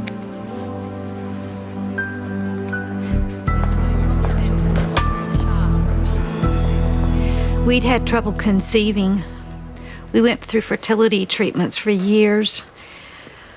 8 cycles, but it was painful and in the end unsuccessful. So we decided to adopt. We hired a lawyer who told us about a situation here in Hartford. Where were you living at the time? Greenwich, about an hour and a half away. But we found a hotel near the hospital, and we went through the screening and signed all the paperwork. We were in the hospital, in the waiting room, when Joel was born. We met him in the nursery. And at what point did you find out about the baby's health problems? Your Honor, this is a custody hearing. The child's medical history isn't relevant. Maybe not, but what health problems? Joel was born with a hole in his heart. They called it a septal defect. Untreated, he wouldn't survive a year. He had open heart surgery when he was 4 days old, and then again 3 months later. How is he now? He's perfect.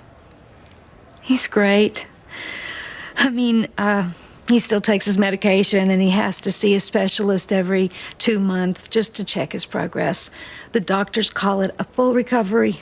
These are expensive operations, Your Honor.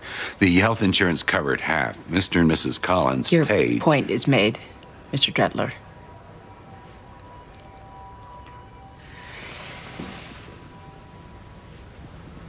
Mrs. Collins, why did you run? We didn't at first. We went to court. We thought there had been a mistake. No judge would take Joel away from us, not after all this time, after we almost lost him once. And then it turned out that there had been no mistake. And we might lose Joel after all. That's when we left. And were you aware that what you were doing was against the law?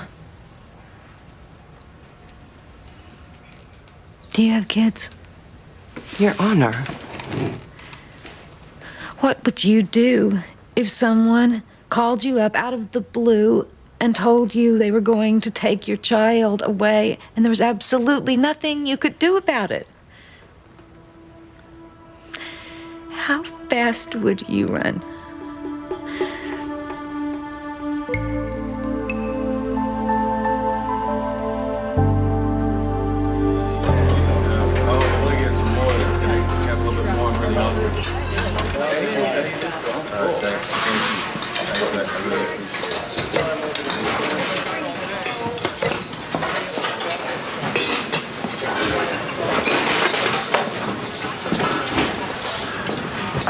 So listen, I just want to apologize for the other day. Excuse me? For what I said. I was out of line. I just thought we should clear the air. So, we cool? Yeah, we're cool. Great. Wait. We're not cool. I don't understand. You weren't out of line yesterday, so what exactly are you apologizing for? You know. I don't. Listen, you work hard. It seems like you got your head on straight. I don't want any misunderstandings here, okay? Nobody needs that.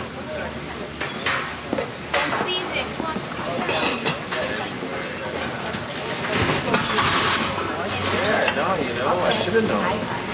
What are you doing? Nothing, man. What did you say to him? Hey, I did you a favor. All I did was I told him to lay off you. You don't need some jackass on a power trip pushing your buttons, man. I don't remember asking you for any favors. Hey, right up. This is me you're talking to. All right, king of the domestic dispute. I know what you're capable of. What I'm capable of? I was there. Ringside, baby. I saw it. You were in the middle of the courthouse. 5, 6 cops right there in the hallway, right in front of your eyes. They didn't even slow you down, man. Look, all I'm saying is that I know what that's like, all right? You and me, we're a couple of time bombs, baby. We gotta look out for each other.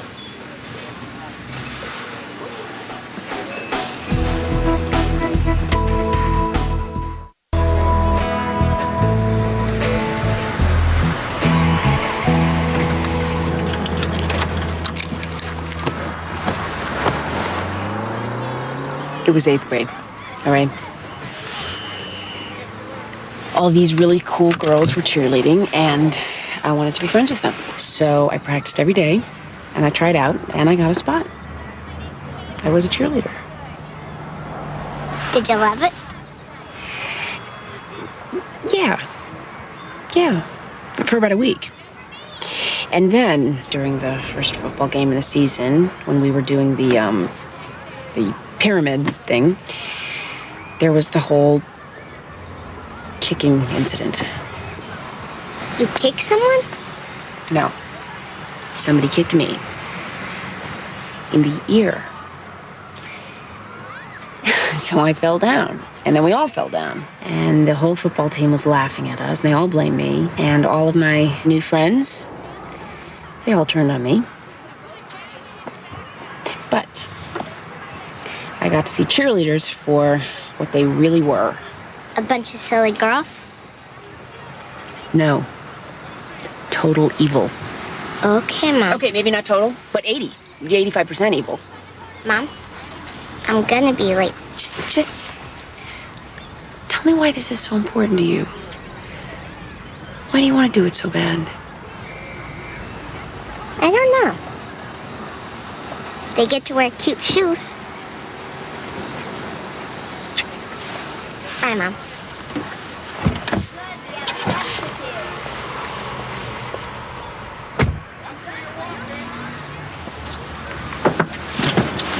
Kyle, what are you doing here? I was waiting for you. I wanted to catch you before you went to work. Did you ever hear the phone? I didn't want to leave some long message on your phone. Yeah, well, you could always have Jillian leave the long message. Okay, that was a huge mistake. So, I mean, look, if you don't want to do this, I understand. Kyle, ask me. Will you write a letter of reference for me? Sure. Great. Great. Okay, I realize you're busy, so this is what I've done. I've sort of written up samples for you. So everything from middle of the road to absolutely flowering. So if you want to take a look at those. No. What? No, if I'm going to write it, I'm going to write it. I don't need your samples. Okay, but you do realize that the goal here is to get me into a residency program. But a long, elaborate laundry list of my faults, that's not really going to do the trick here.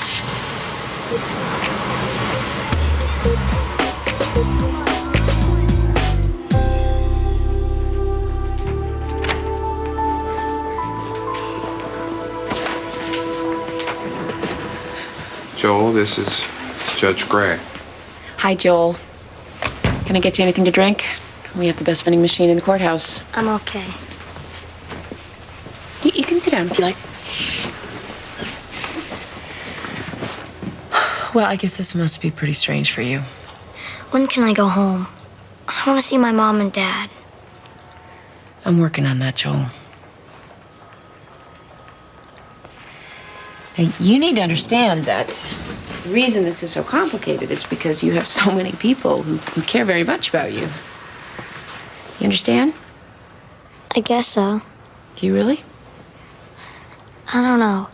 I mean, they told me, but... What did they tell you? The day before our trip, we had this talk. They said I had a mom and dad before I had them. And that one of them, Lisa something. Right, Lucy. Lucy Parnell. She was looking for me. And what, she wants to visit me or something? Is that what they told you? No, I just figured. People don't always do the right thing, Joel. Even the very best people. And your parents... I know. They made a mistake. That's what they said. They called it a whopper. Yeah. It was.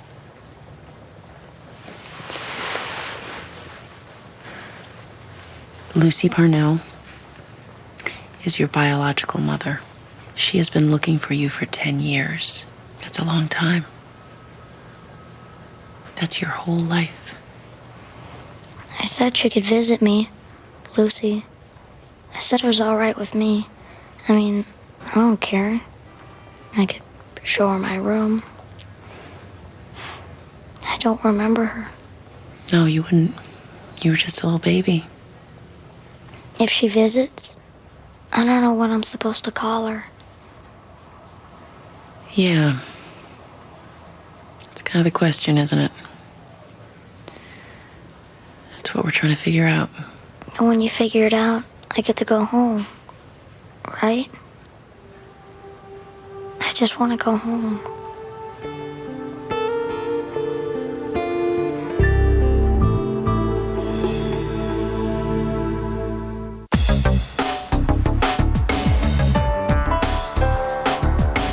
No, we like the offer, Nancy. No, we're working on the counter.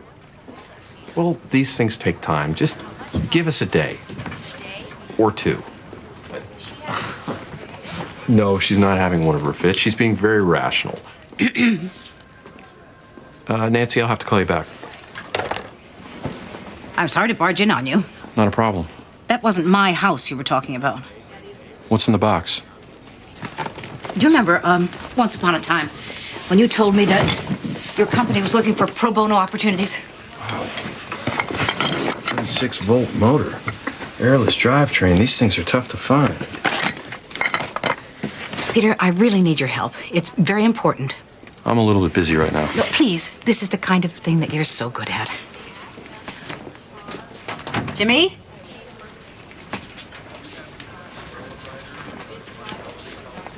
James Secor, this is my son, Peter Gray. Jimmy is building A BattleBot, right? Aluminum hub wheels?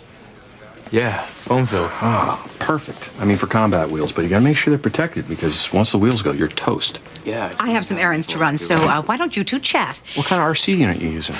Dual stick, 4 channels. Oh, nice. Very smart. Keeping it simple. I slid the crimp lock in it. Well, I'll check in with you later then. There's nothing worse than having one come unplugged. All right then. Oh, wow. You got a braided steel fuel line. Yeah, a guy at a bike shop gave it to me. Oh, cool. All right, all you need is one more gear differential and you're in business.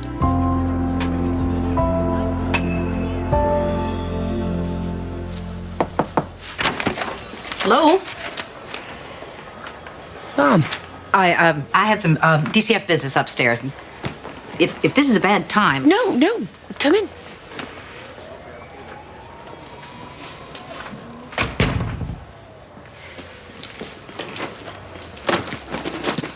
I understand that you're having a cheerleading crisis with Lauren. I understand you're refusing to sell your house. I don't like the offer, and I don't like the people. I don't like the cheerleaders. You don't have to, Amy. Peter says it's a perfectly good offer. Do you know that my father lived his whole life in the same house? Homes used to, mean something. I can't stand the idea of that woman with the orange hair cooking on my stove, where I've dried out numerous Thanksgiving dinners and one bicentennial crown rose, or their Bichon frisé peeing on my Berber carpet, where you learn to crawl. But I am starting a new life. I should move on. I should accept that offer, and I should stop confusing the present with the past. I had this boy in here today. He was 10 years old, and he kept telling me, I just want to go home. And all I could think was, God, I know what that feels like.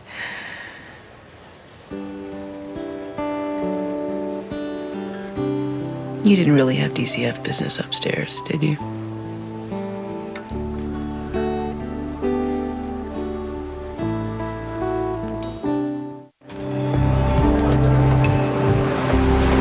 The motion in front of me, in case anyone forgot, is still a motion to overturn a custody order that was first issued in this very courthouse. 10 years ago, you made a decision, which people are still paying for today. I don't know if you realize how much damage you caused the very child that you were trying to help. As far as I can tell, Mr. and Mrs. Collins, you have been caring, compassionate, and very giving to Joel. You have loved him and raised him as if he were your own boy. The problem, as it was 10 years ago, is that he is not your boy. When you defied the court order and fled the state with Joel, you knew it was wrong.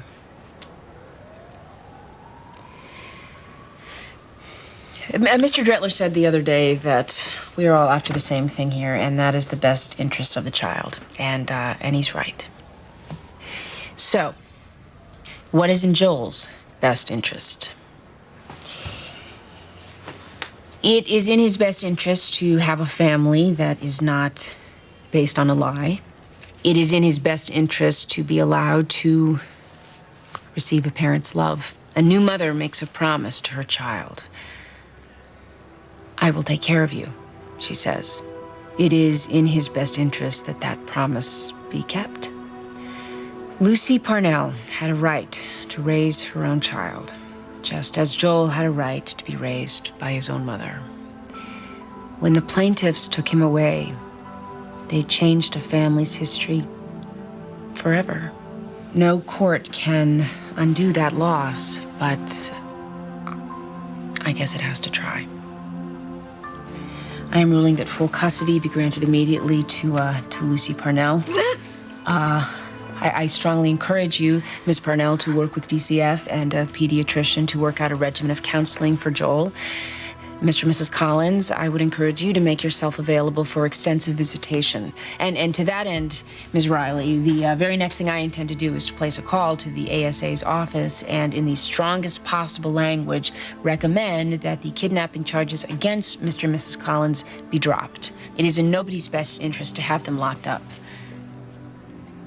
What they're about to lose is punishment enough.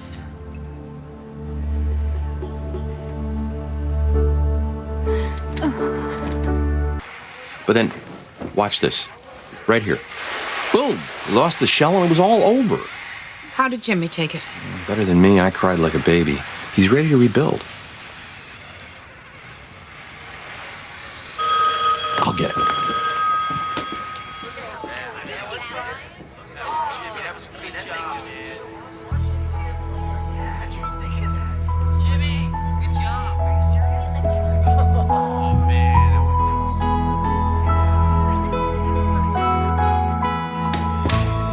Hello?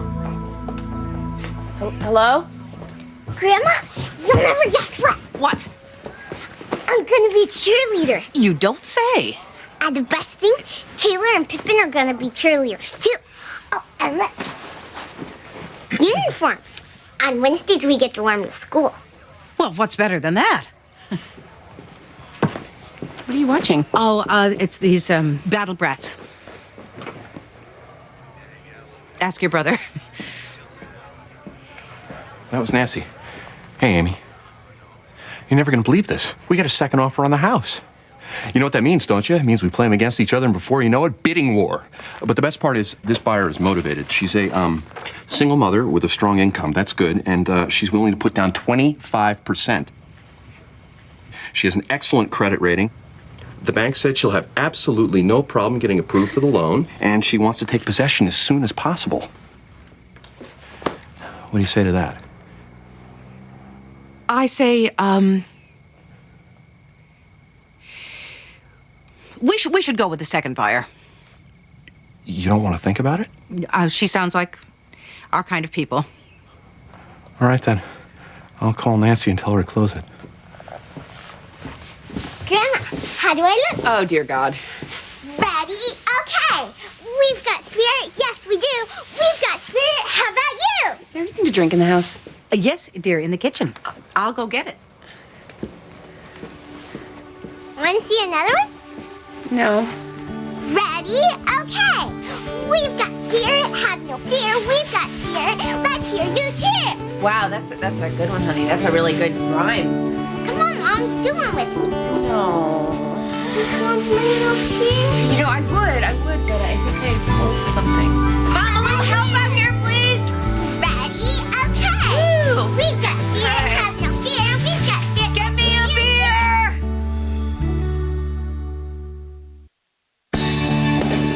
Coming up next on TNT's Prime Time in the Daytime, who is responsible for a lawyer's death? Follow the evidence on Law and Order. Amy! Lauren is looking for you at the top of her lungs. Yes, apparently the cheerleaders need to get there early in the morning so they can vote on whose life to make miserable. Special delivery. My first rent check. Oh, Mom, let's not call it rent. You're just helping out. No, Amy. You bought the house, you're the landlord, I'm the tenant, here's my check, and I'm completely okay with this new arrangement. I am. I'm grateful the house is staying in the family and won't go to people who will paint it pink or put yard gnomes on my lawn. What in God's name is that? Don't you think it's warm and homey? I think it will attract middle-aged men who need haircuts. I've been looking all over for you. We're gonna be late again. No. We have lots of time. Look at the new sign. Why does it have a candy cane on it? It's a lighthouse. Why? Why not? We don't live at the beach or anywhere near water. Well, we live in New England. New England is near the water. The writing won't show up from the street, and the rope's goofy looking. Get in the car. We're gonna be late. Honey, I understand. You bought the house, you want to put your own stamp on it, and I am going to be supportive. I don't disagree with the concept of being supportive. Then we're keeping the sign. Let's lose the sign, and I will start to be supportive right after that.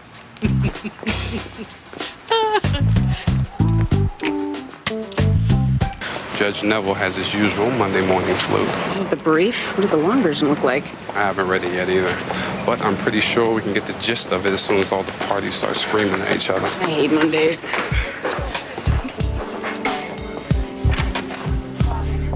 Okay, next up we have an abuse and neglect case. Danny Zamero, age 8. Petitioner is his grandmother, Carolyn O'Brien, who alleges emotional neglect on the part of Danny's father, Sam Zamero.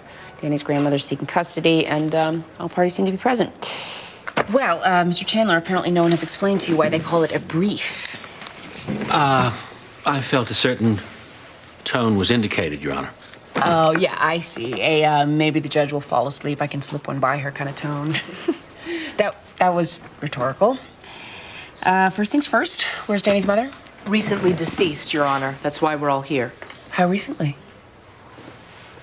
A little over a year. Your Honor, Christine Zamero, Danny's mother, was a loan officer with Third Liberty Bank in Manhattan at the World Trade Center. South Tower, 81st floor. You telling me that Danny's mother died on September 11th? Yes, Your Honor.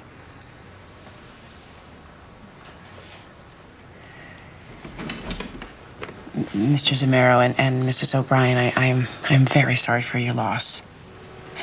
I truly can't imagine what your family has gone through. Well, Mr. Chandler, please give me the broad strokes with the minimum of theatrics. Danny's mother, Christine, is my client's daughter. She and Danny's father, the respondent, lived in Battery Park, a few blocks from the World Trade Center. Danny's school was 2 blocks north, PS2. I know Battery Park. I lived in Tribeca. What I don't know is why you think Danny needs to be removed from the custody of his remaining parent. Danny and his father have been living in a rented house in Farmington ever since last September. Mr. Zamaro's been commuting, but now he's ready to move back to the Battery Park apartment. Danny is being treated for post-traumatic stress syndrome, and we think it ill-advised for him to live in a place that will be a constant reminder of what he's been through. Your Honor, this isn't just about the psychological aspects of this. Mr. Chandler's brief is long because it's full of reports on the air quality. The asbestos, the pulverized concrete, the polyvinyl chloride. We have our own air quality reports, Your Honor, and you will see that my client has taken every precaution above and beyond the EPA recommendation. I've had the place cleaned top to bottom 4 separate times. Asbestos removers, disaster cleanup specialist. I have HEPA filters in every room. All right, let's pretend it's clean. He wants Danny to look out the window every day at a construction site over his mother's grave. Okay, obviously there are numerous issues here, and nothing is going to happen until I read the materials. So Mr. Van Exel will tell us what time we are reconvening here tomorrow. 11:15. At 11:15, I'll see everyone back here, and I'll be up to speed.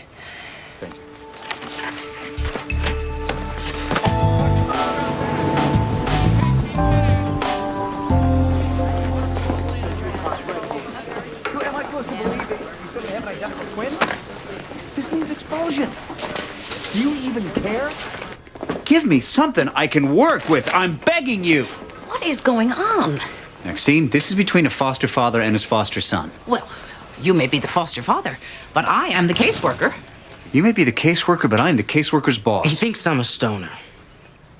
Eric and a bunch of his friends. They're not my friends. Were caught toking up in the boys' restroom. Poking up. Hello, 1980. Were you smoking marijuana? No, I was having a bowel movement. As far as I know, that's legal. No, I was in a stall. I flushed, so I must be guilty. Go home. We're going to talk about this later. Straight home, mister. I don't think he's lying. And this is based on? Maternal instinct And many years of raising children who have been known to lie on occasion. Well, I don't have any maternal instinct, and I'm new to raising kids. I know. You saying I'm doing a bad job? I'm saying I don't think he's lying. Well, I have to figure out a way to know that for myself, Maxine. Yes, you do, Sean. Good luck.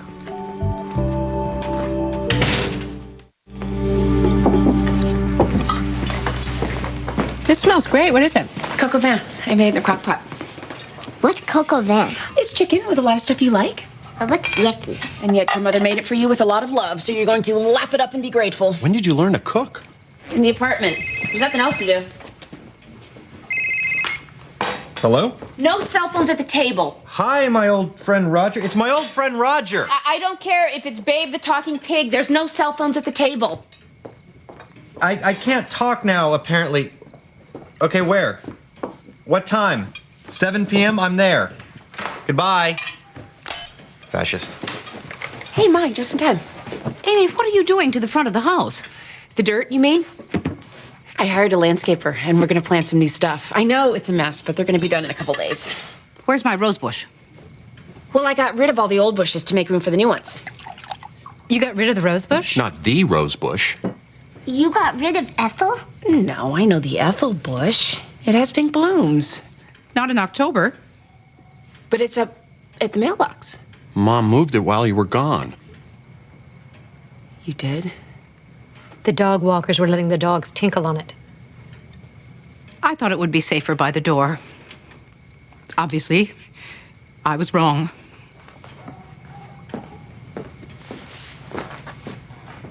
Oh, God, I can't believe I did that. Neither can I. Neither can Ethel. She'll get over it. Grandma was really upset. I know, but she'll get over it, sweetie. It's just a rose bush. It was Ethel. Okay, it was a rose bush with a name, but it's not like I tried to kill somebody's pet.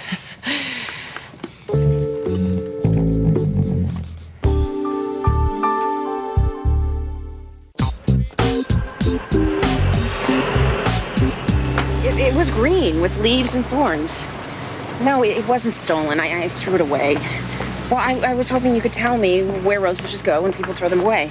I called Waste Management, and they pretended not to speak English. Okay, tell me this. Who would know where a rose bush goes when you throw it away? He said God and hung up. Who did? Officer somebody. You called the cops about a missing rose bush? Yeah, well, it's a long story. Oh, Judge Gray! Hey, Donna. You got a call from Lizzie Poteet at the Heritage Rose Society. She wants to know if it's true if you threw away an Ethel Brownlow tea rose. She left 3 numbers. Thank you. I looked those up on the internet. No one breeds those anymore. Apparently, the only ones left are the ones that are passed down to families from generations. Thank you, Donna. You threw away an antique rose bush? Yes, it was my mother's. Her great-grandmother brought it over from Ireland in 1889. It's been passed down through every generation since then. It's such a nice story. And to the part where you threw it away. Why'd you do that? It was an accident. You accidentally threw away an antique rose bush. Oh, okay, it wasn't an accident. I'm a psychopath. I prey on shrubbery. Can we please go to work now? It was a rose bush. A family heirloom rose bush. No, I did not call earlier. I mean, I did, but you put me on hold. By the way, do not do that again. Hello? Hello? Maxine, have you heard anything from Eric? Is he missing? No. I just thought he might have called to vent about having the world's worst foster father. He's not talking to me. Welcome to the world of parenting. I guess he's waiting for me to apologize for not trusting him. Fact is, I don't trust him. Who in their right minds would trust a teenager? Sean, I thought you were going to figure this out for yourself. Oh, yeah. I just might need you to help me figure it out for myself. Just let me know if he calls you, okay?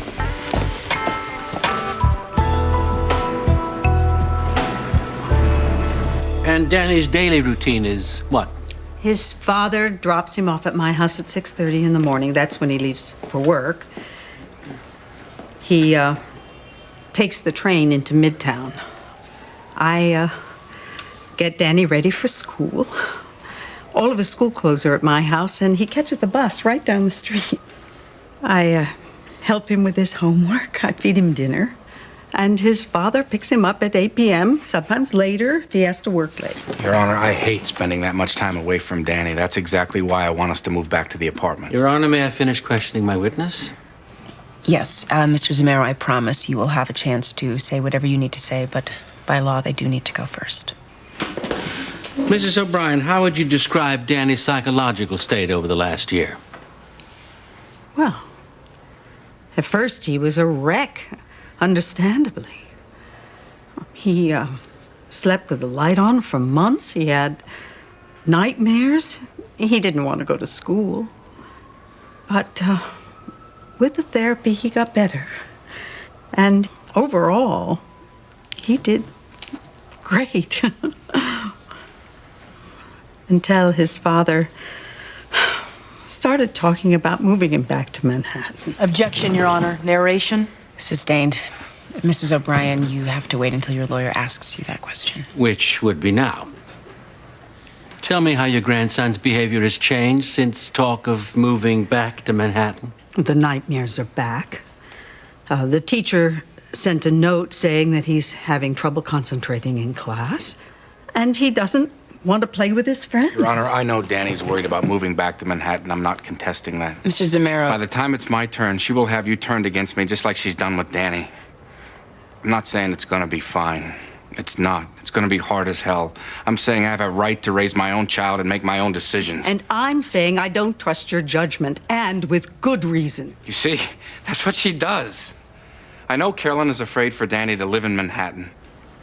And I know she lost her daughter, but I lost my wife. This isn't about us. Okay, settle down. Miss Gaffney, have you entered Danny's psychiatric report into evidence? No, but we have it, Your Honor. Okay, I'd like to read that tonight, and tomorrow I would like to see Danny.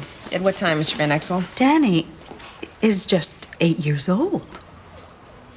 And in my court, that's old enough to have a valid opinion. Mr. Van Exel? 4:30. I'll see everyone tomorrow at 4:30.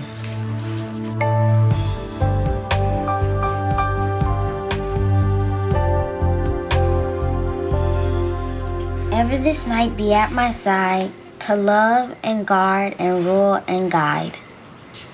Daddy, I'm tired of this prayer. Why can't I make up my own prayer? Okay, go ahead. Lord Jesus, we just want to thank you for leading us to the cooling water. We just want to lift up our voices to praise you. Wait. Hold on. Where'd you learn this prayer? At Aunt Winnie's church.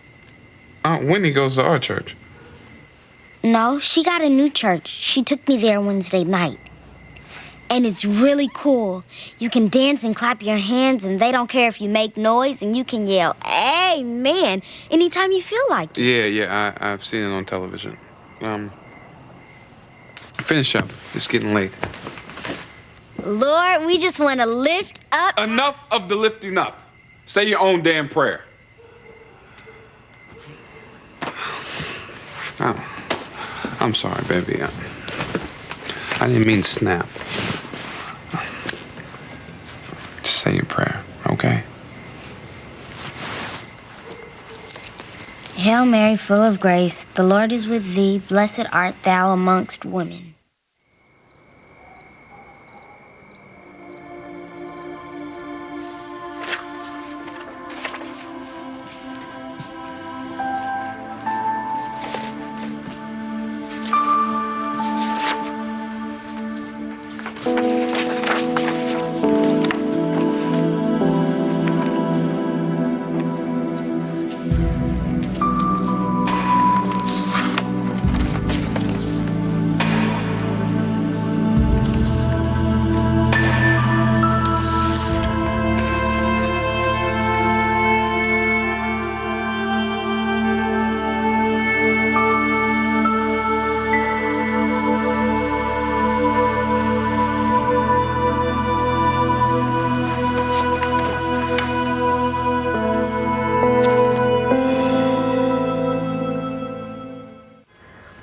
Right after the second bell, there was this loud noise.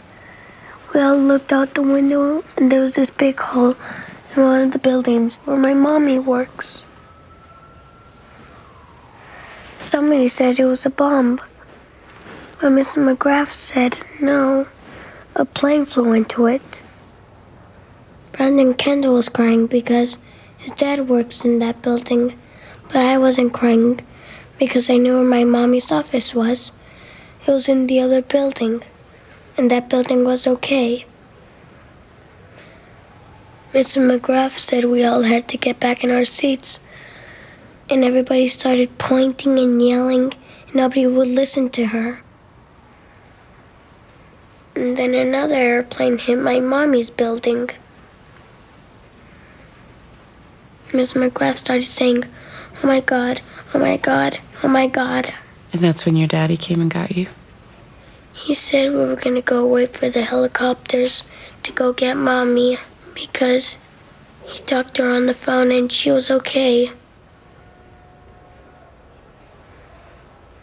I asked him if the building was gonna fall down, and he said no.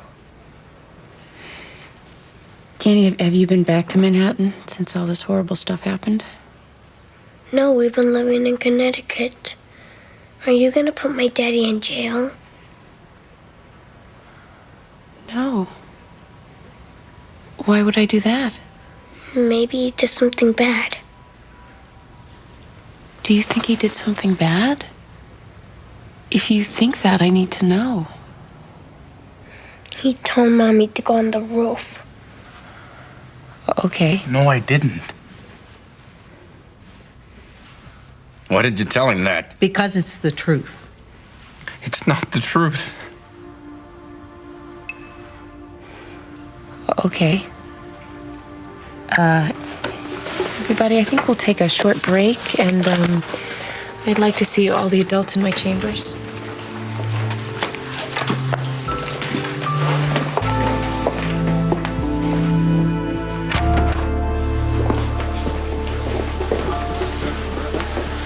Okay, it's clearly not about asbestos dust.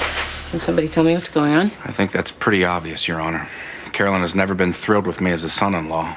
Now she blames me for Christine's death, and she's turned my son against me. All I did was tell him the truth. How do you know the truth? You weren't there. I heard the tape. What tape? I have a tape recording of my last phone call with my wife. My cell phone has a memo function, and I taped the call. My daughter had the sense not to run up the stairs in a burning building. I played the tape for Carolyn because I wanted her to hear what I actually said. And I did. You told Christine to go up. Okay, this is the point at which somebody tells me what's going on. Your Honor, as events have been reconstructed from last-minute phone calls, it seems that the only stairway that remained open was in the southwest corner of Tower 2, where Mrs. Zamaro's office was located. The people who were trapped there had a choice of exit routes. The ones who went down lived. The ones who went up didn't. Sam told Christine to go up. That's not what happened. Does Danny know this tape exists? No, Your Honor. Okay. Well, the next thing that's going to happen is that I'm going to listen to the tape.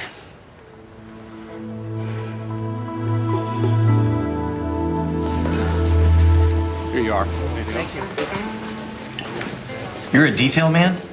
You drive around with a trunk full of drug samples and annoy doctors into prescribing them? No. I charm doctors into prescribing them. In college, you were going to join the Peace Corps. You've completely gone over to the dark side. Oh, don't be such a self-righteous schmuck. What's the difference between prescribing pills and selling them? Besides, drug companies do great things for humanity. Haven't you seen the commercials? Yeah, and cigarettes don't cause cancer. That particular glib remark only works when it's made by non-smokers. Which I am. Twice a day. So how about coming to work for me? What? This is a job offer? You're not just gloating? I'm the new regional manager. I can hire 2 new reps, and I want one of them to be you. What?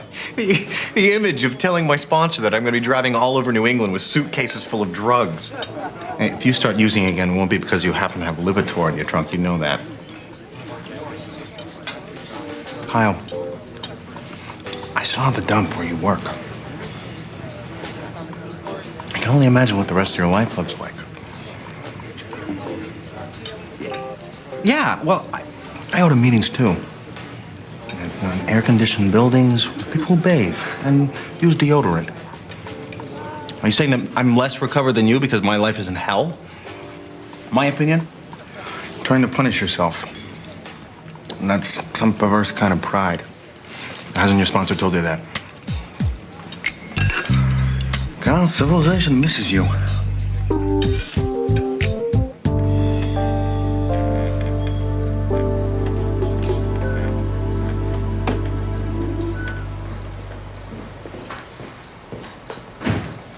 Eric, why are you here?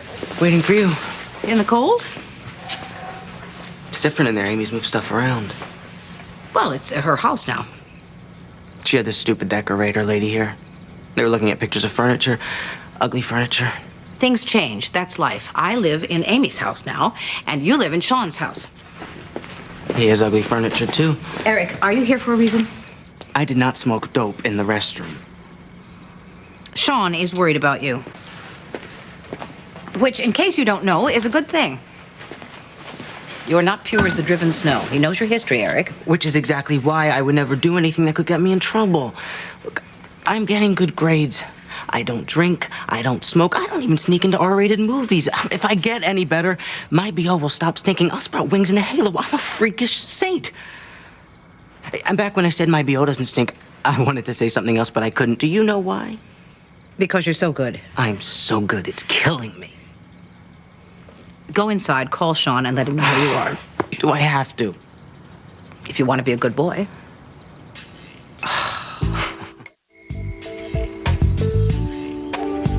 I'm not canceling the mediation. I'm just postponing it for a couple days.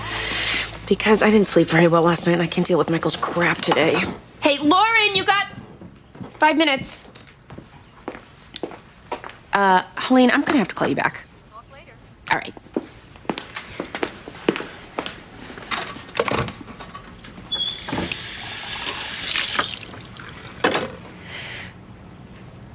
Mom, I'm really, really sorry about your rose bush. Yes, you said that. Are you gonna stay mad forever? No, not forever. Then what? A week? A month?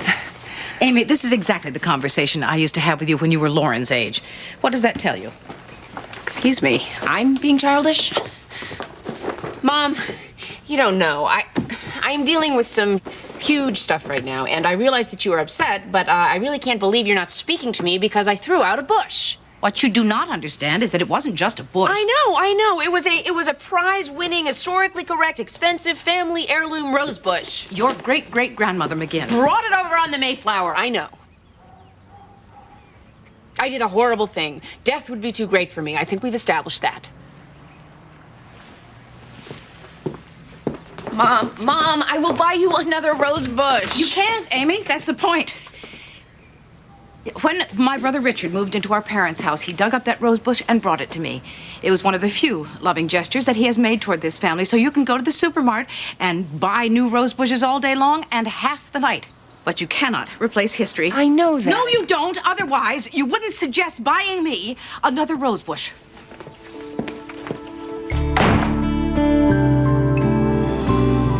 I don't care. You knew you were going and you deliberately kept it from me. Winnie, if you don't want to be a Catholic anymore, that's your business. But leave Rebecca out of it.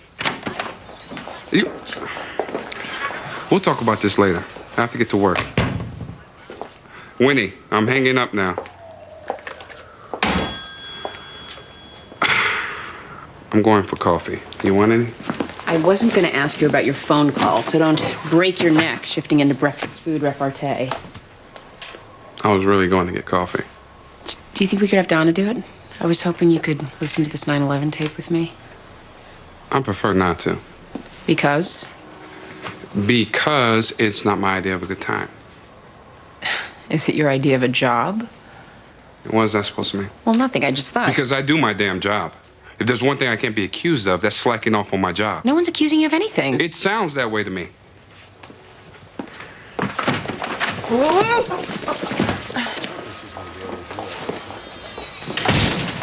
What's with him lately? It's that Zola woman. He's been weird ever since she started coming around trying to get him to be black. Blacker. What does that mean? She's pushing buttons. He's either gonna kill her or marry her. Which do you think we should hope for? Yeah, me too. Why would he feel insecure? He knows I'm there for him. I listen. I'm home to cook dinner every night. Now, what else can I do? Eric does not feel safe. Now, you go in there and make him feel that way.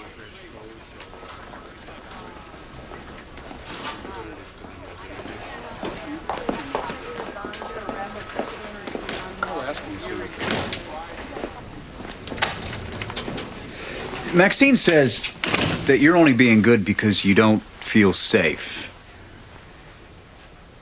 Is she watching? Yeah. Then nod. She also says that you think I'm your last chance because she's getting married, and if you blow it with me, then you're not going to have anywhere else to go. She's crazy. I got plenty of other places to go. Tons of places. I know you do. Of course, but still, I promised her I'd tell you that no matter what, I'm not going to kick you out, so you don't have to be a saint. How bad can I be? We'll work that out as we go on. Look, I'm a total rookie at this parenting thing, and I'm going to learn the way people always learn, which is by screwing up, so you're just going to have to give me a break here. Okay? Okay. We got a hug or something? No, not necessary. Wait, is she still watching? Yeah. Maybe we better.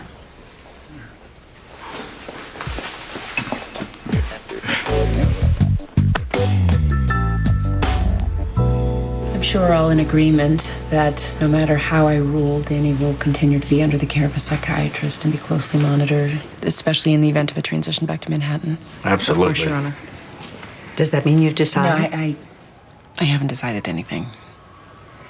I am, however, deeply concerned about the fact that Danny blames his father for his mother's death. His emotional recovery depends on how secure he feels, and if he doesn't think that his father did a good job of keeping his mother safe, why would he trust him with his own life? That's exactly my point. No, that's what you brainwashed Danny into believing. I just want Danny to be safe. Why does that make me the bad guy? It doesn't make you Mr. Zamero, have you discussed with Danny's psychiatrist the possibility of his hearing the tape? I've talked to half a dozen therapists about it. It would either do him a world of good or cause him permanent harm, depending on which therapist you ask. Your Honor, have you listened to the tape?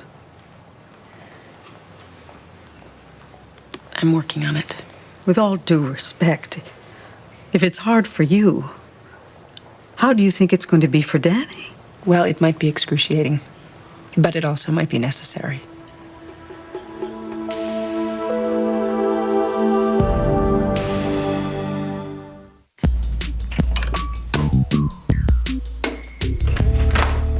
Please, tell me you have coffee and no one here is singing the Elmo song. I do have coffee, if you don't mind drinking it out of a soup bowl. Amy's on some new homeowner rampage. I'm beginning to wish that I had sold the house to that woman with the stenciled eyebrows. Okay, how about some good news? Oh, I never turned that down. You found a hospital that will take you as a resident. No, but I found a job. Or rather, a job found me. I got a really good offer selling drugs for a pharmaceutical company. Oh. Make about 60 grand a year with all sorts of perks. Expense account, health insurance, company car, chum, they call it. The fish guts you throw to attract sharks. Okay, not the best choice of metaphor. Well, what about the job you have? Well, as much as I will miss mopping up teenage vomit for minimum wage, sometimes change requires sacrifice. Mac tells me that he's only planning to stay for another couple of months. We hired him so that he could get the place going, and then someone else would take over. Someone else being me? Who would be better? You fought for the funding. You understand Mac's system. You're invested in the children. And yet I aspire to having credit cards. Is that a crime? No, it's not. You know that this isn't just a choice between jobs. It's deciding what you want to do with your time on the planet. Well, are you going to be of service, or are you going to have credit cards? I'm sorry, I have to put this bowl of balls someplace where I don't have to look at it. All I'm saying is I don't need any extra problems right Your now. daughter wants to say, praise Jesus, instead of 3 Hail Marys before she goes to sleep. Explain to me why God cares. Winnie, I have legal problems. If this case doesn't go my way, I'm going to be unemployed again. I'm trying to raise Rebecca around work, school, and community service hours. I didn't cause your problems. I didn't say you caused my problems. I knew you, Bruce, when you wore dirty jeans and sneakers and hid cigarettes in your afro. So? I knew you before you put your feelings in cold storage. And I know why. You had just one too many white women pick up the pace because you happened to be walking behind them in a parking lot. Winnie, please. You stopped feeling so you wouldn't have to know what it feels like to be black. Because it doesn't always feel good. Do you have a point? You're not upset because I took Rebecca to a Protestant church. You're upset because I took her to a black church. I have to go to work. We'll talk about this later. Oh, why bother? It's not like you're gonna listen. Danny, your father wasn't sure whether or not he wanted you to listen to this tape. I wasn't sure either, but it's my job to decide. And what I thought was this. You've heard your dad's version of the story, and you've heard your grandmother's version of the story, but the person you haven't heard from is your mom. And this tape is a way for you to hear your mom's version of the story. So we're gonna listen to it. Okay?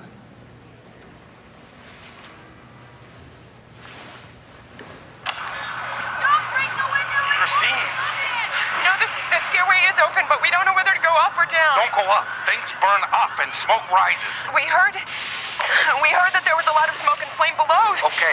If you have to go up, go fast. But get to the roof and wait for a helicopter. Okay. I'm on my way. I'll climb the stairs if I have to. No, Sam, you have to go get Danny. Danny's with his teachers. He's okay. Sam, listen to me.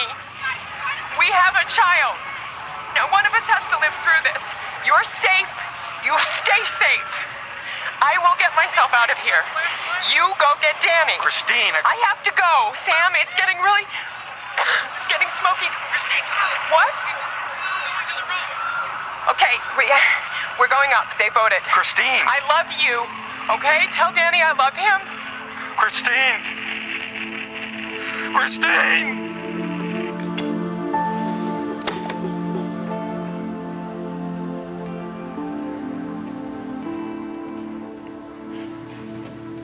Did you learn anything you didn't know? She said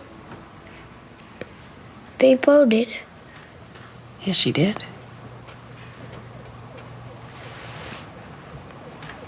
Daddy was gonna go get her, but she told him to go get me instead. That's right. You know, Mommy, you always have to do what she says.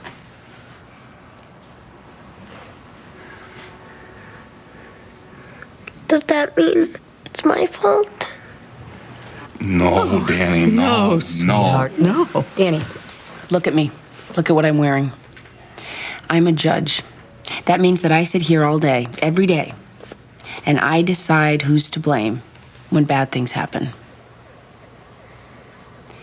Your mom died because bad men stole airplanes and flew them into buildings. It's not your dad's fault. It's not your grandmother's fault. It's not your mom's fault. And it is certainly not your fault. And if we blame the wrong people, then we help the bad guys. And they've done enough damage already. I am officially declaring that no one in this room is to blame. And I am denying the motion and dismissing the petition of abuse and neglect. What does that mean? It means your daddy is a very good dad.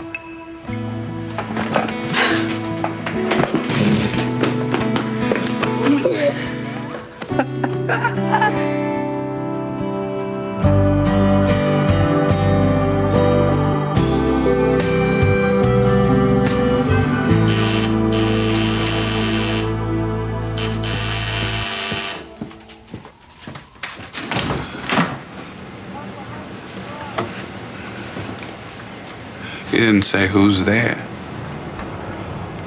Don't you know not to open the door to an angry black man in the middle of the night?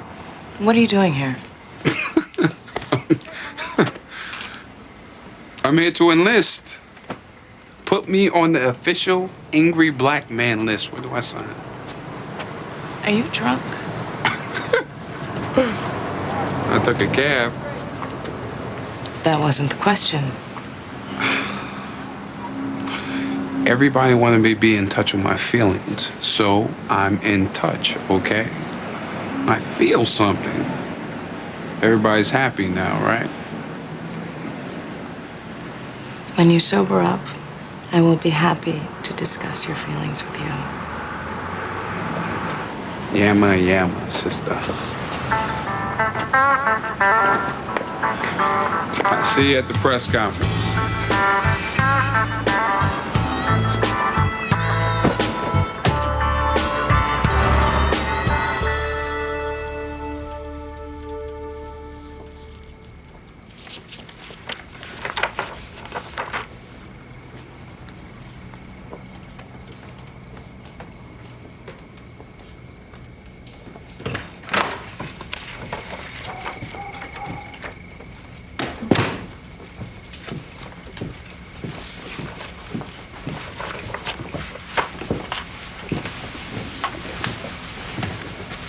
What are you doing?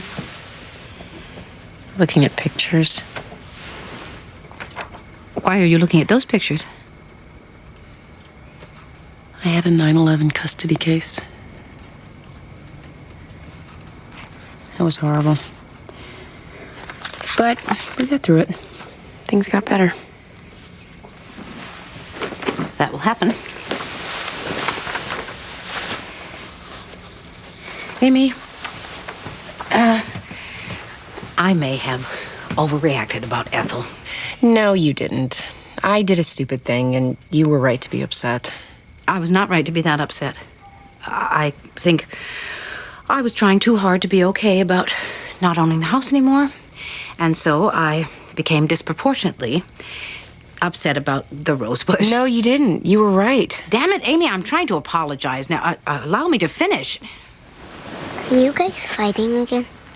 No, we're just talking. Did you give Grandma her present? Not yet. What present?